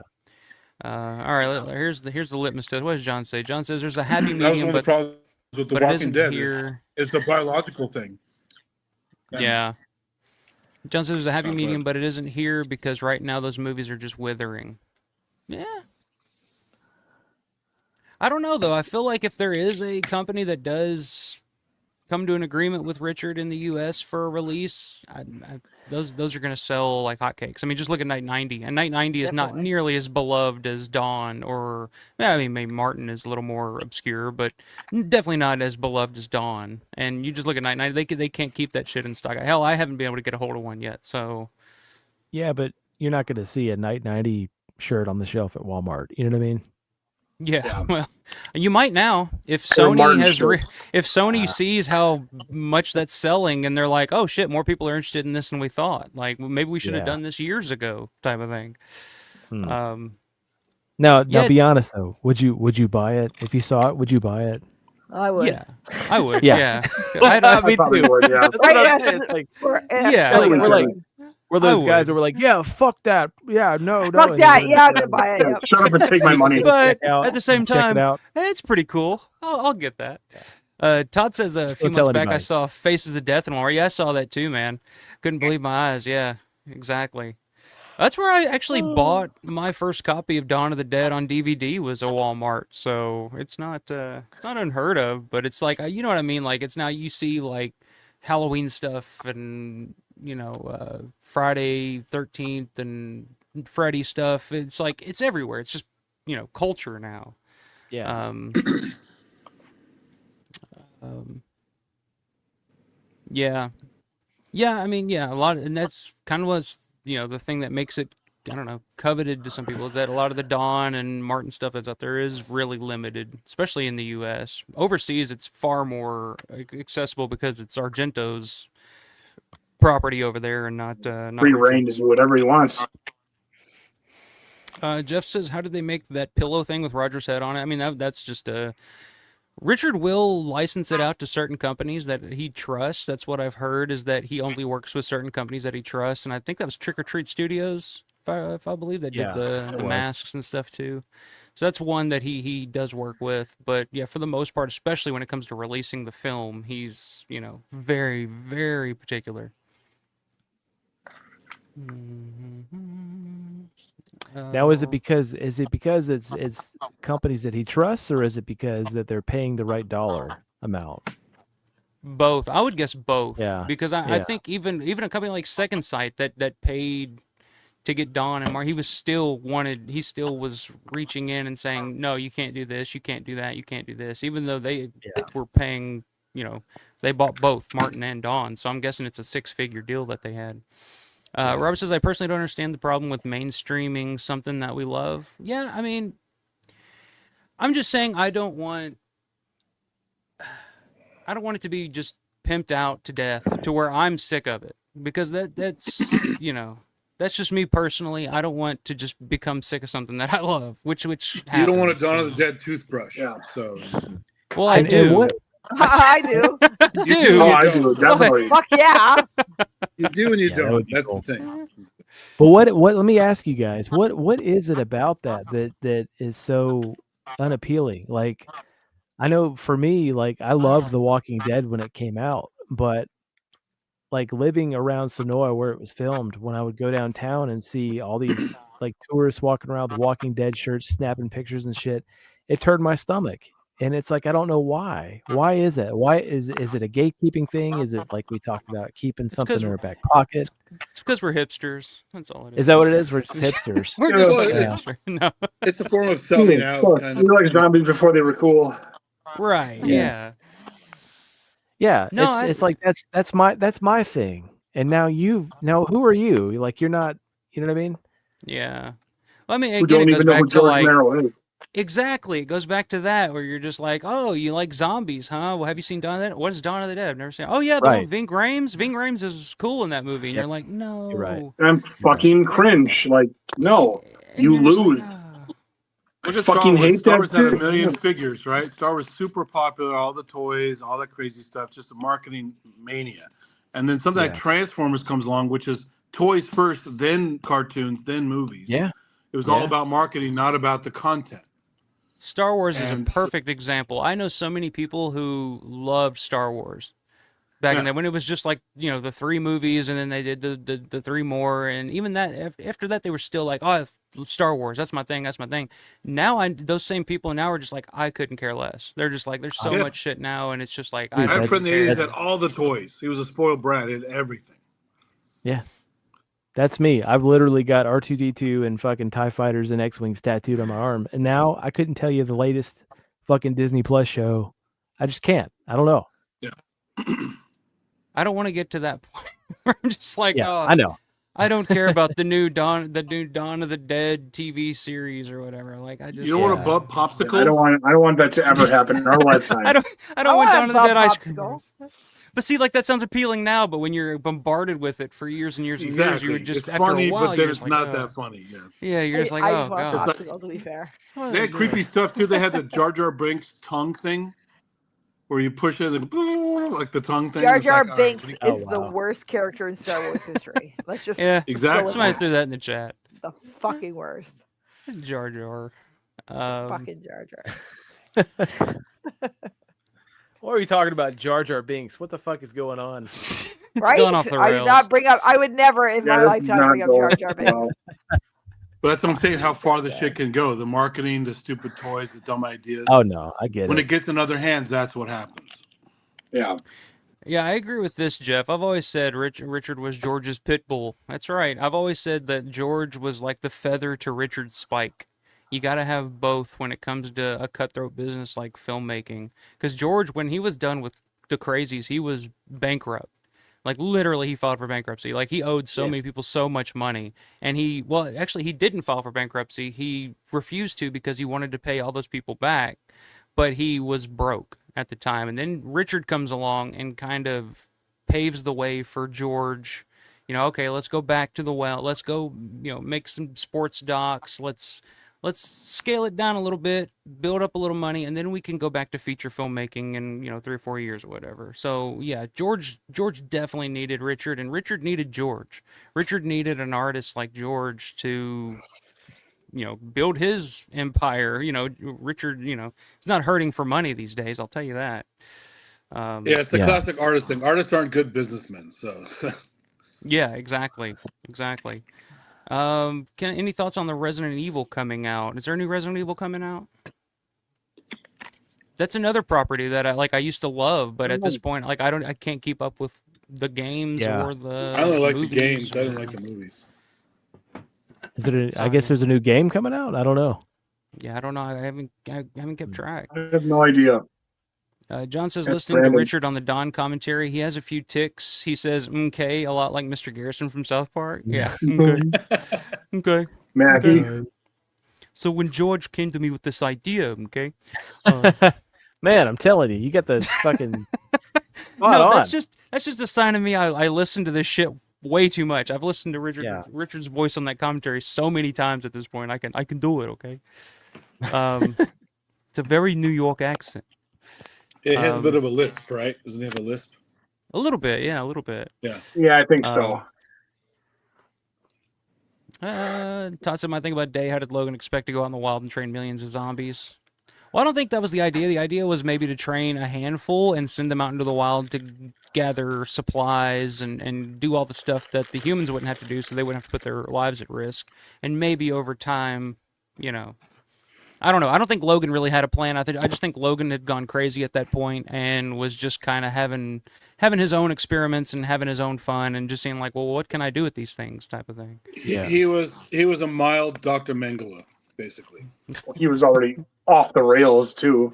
You've been around for so long, Yeah, he was already bad shit. Yeah, Todd, that's definitely the my favorite Dawn release too. Still to this day, that Anchor Bay DVD set, I wore it. Love that set. The fuck out. I Love have it that set. signed by like 58 people, I think. Oh, with the flap, the little 3D flap thing. That's cool. Oh, John's Night 4K is coming tomorrow.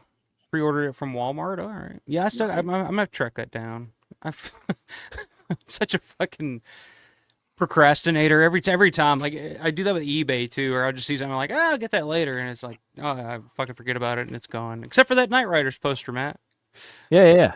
Fuck you.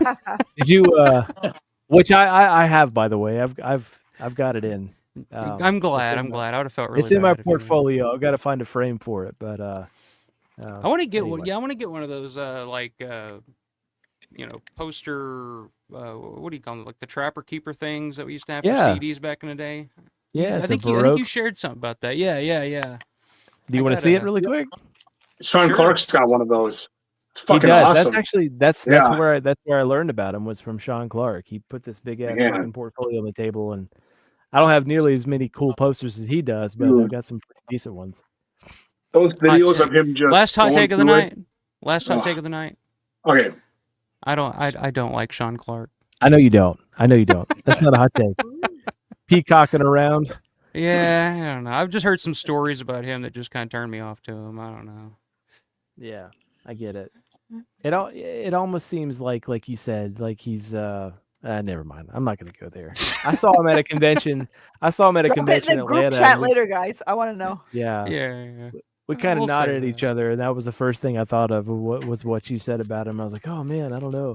I wonder if people really are listening to these, listening to us talk. Like, is Jerry Gurley going to get on here and be like, "Oh man, next time you see him, he's going to have like a different name." Well, dude, Dave Burian called out fucking Will about something at Living Dead weekend. I guess Dave Burian was listening to something Will said. Will, I don't even remember what Will said. I went back and listened to it. I didn't think he said anything. I think Will maybe took it wrong or something. But Dave was just like. Because we went up to him and Dave was just like, he was showing off his stuff and Dave was like, oh hey, yeah, I watched some of your videos and he looked at Will and he's like, I heard what you said about me. And I was like, me and Will looked at each other and Will was like, so I went back and listened to the episode where we were talking about, meeting Dave and the only thing I could think of is like Will said like, if it were him, he would share it with more people. Like he'd be more open with it, and But outside of that, he never said anything bad. So I think maybe he mentioned something about how it should be. Instead of almost like we talk about gatekeeping, instead of like keeping it to yourself and like having people follow you around to hunt you down to see this stuff, you should just have like a booth where everybody can. I hear what he's saying, but I also think it's kind of cool what Dave does. Like I like the idea of like, where's Waldo? You know what I mean? Like, you got to be at the right place at the right time. I literally stalked him this year. I stalked him to get some footage. So I remember, and I was lucky enough to be at Kyrus, I was lucky enough to be at Kyra's table when he was sitting there and I got to hold the fucking trowel. That was so cool. I held the trowel last year and I don't even know. I kind of walked into it. I was like, we were going to go to Saga for whatever for supper. And Dave's like, here. And I'm like, what's this?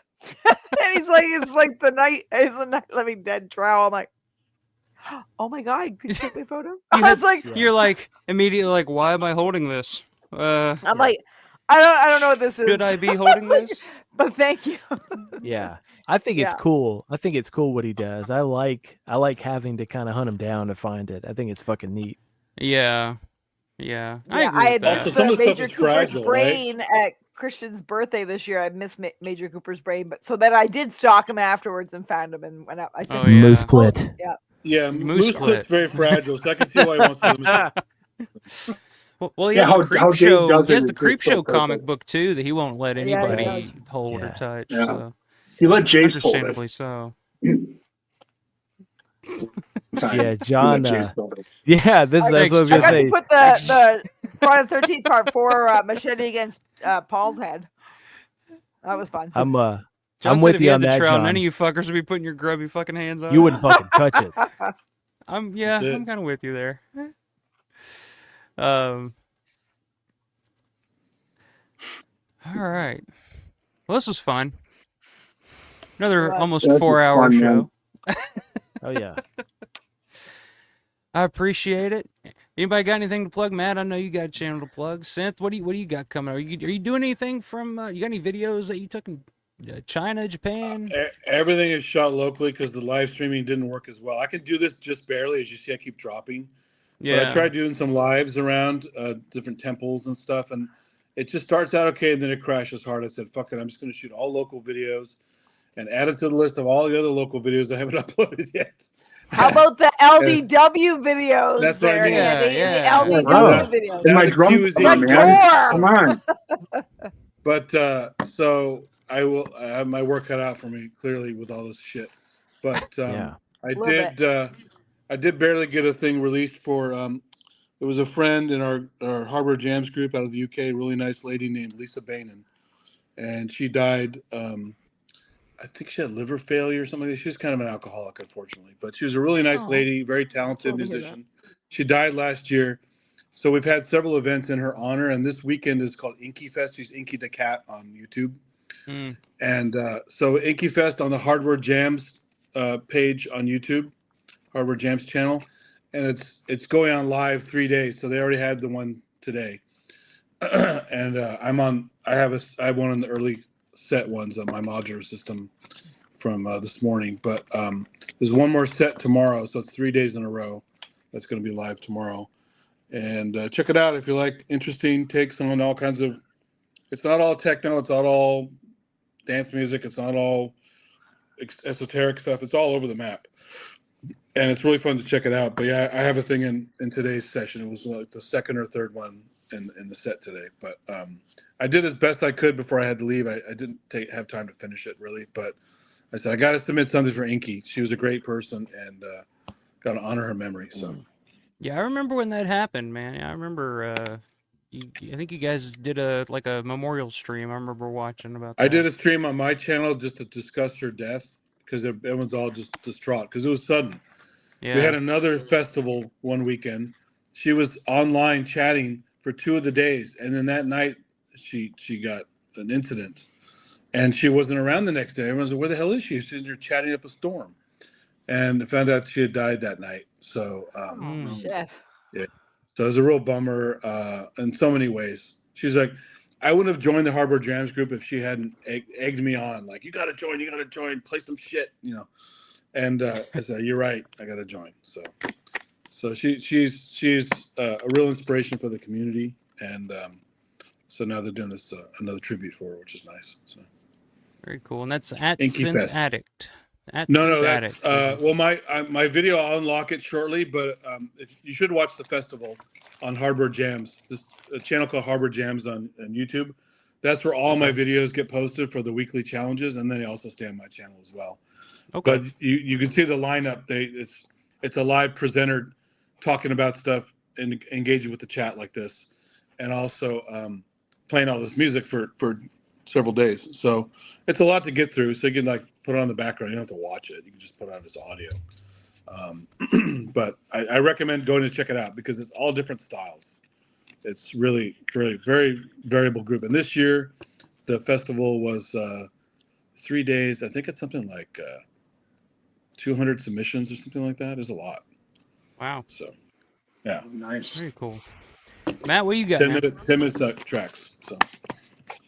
I got a couple ideas coming up for some drone stuff. It really all depends on time. But outside of that, I think sometime next month, me and Grande are going to do like a Phantasm retrospective.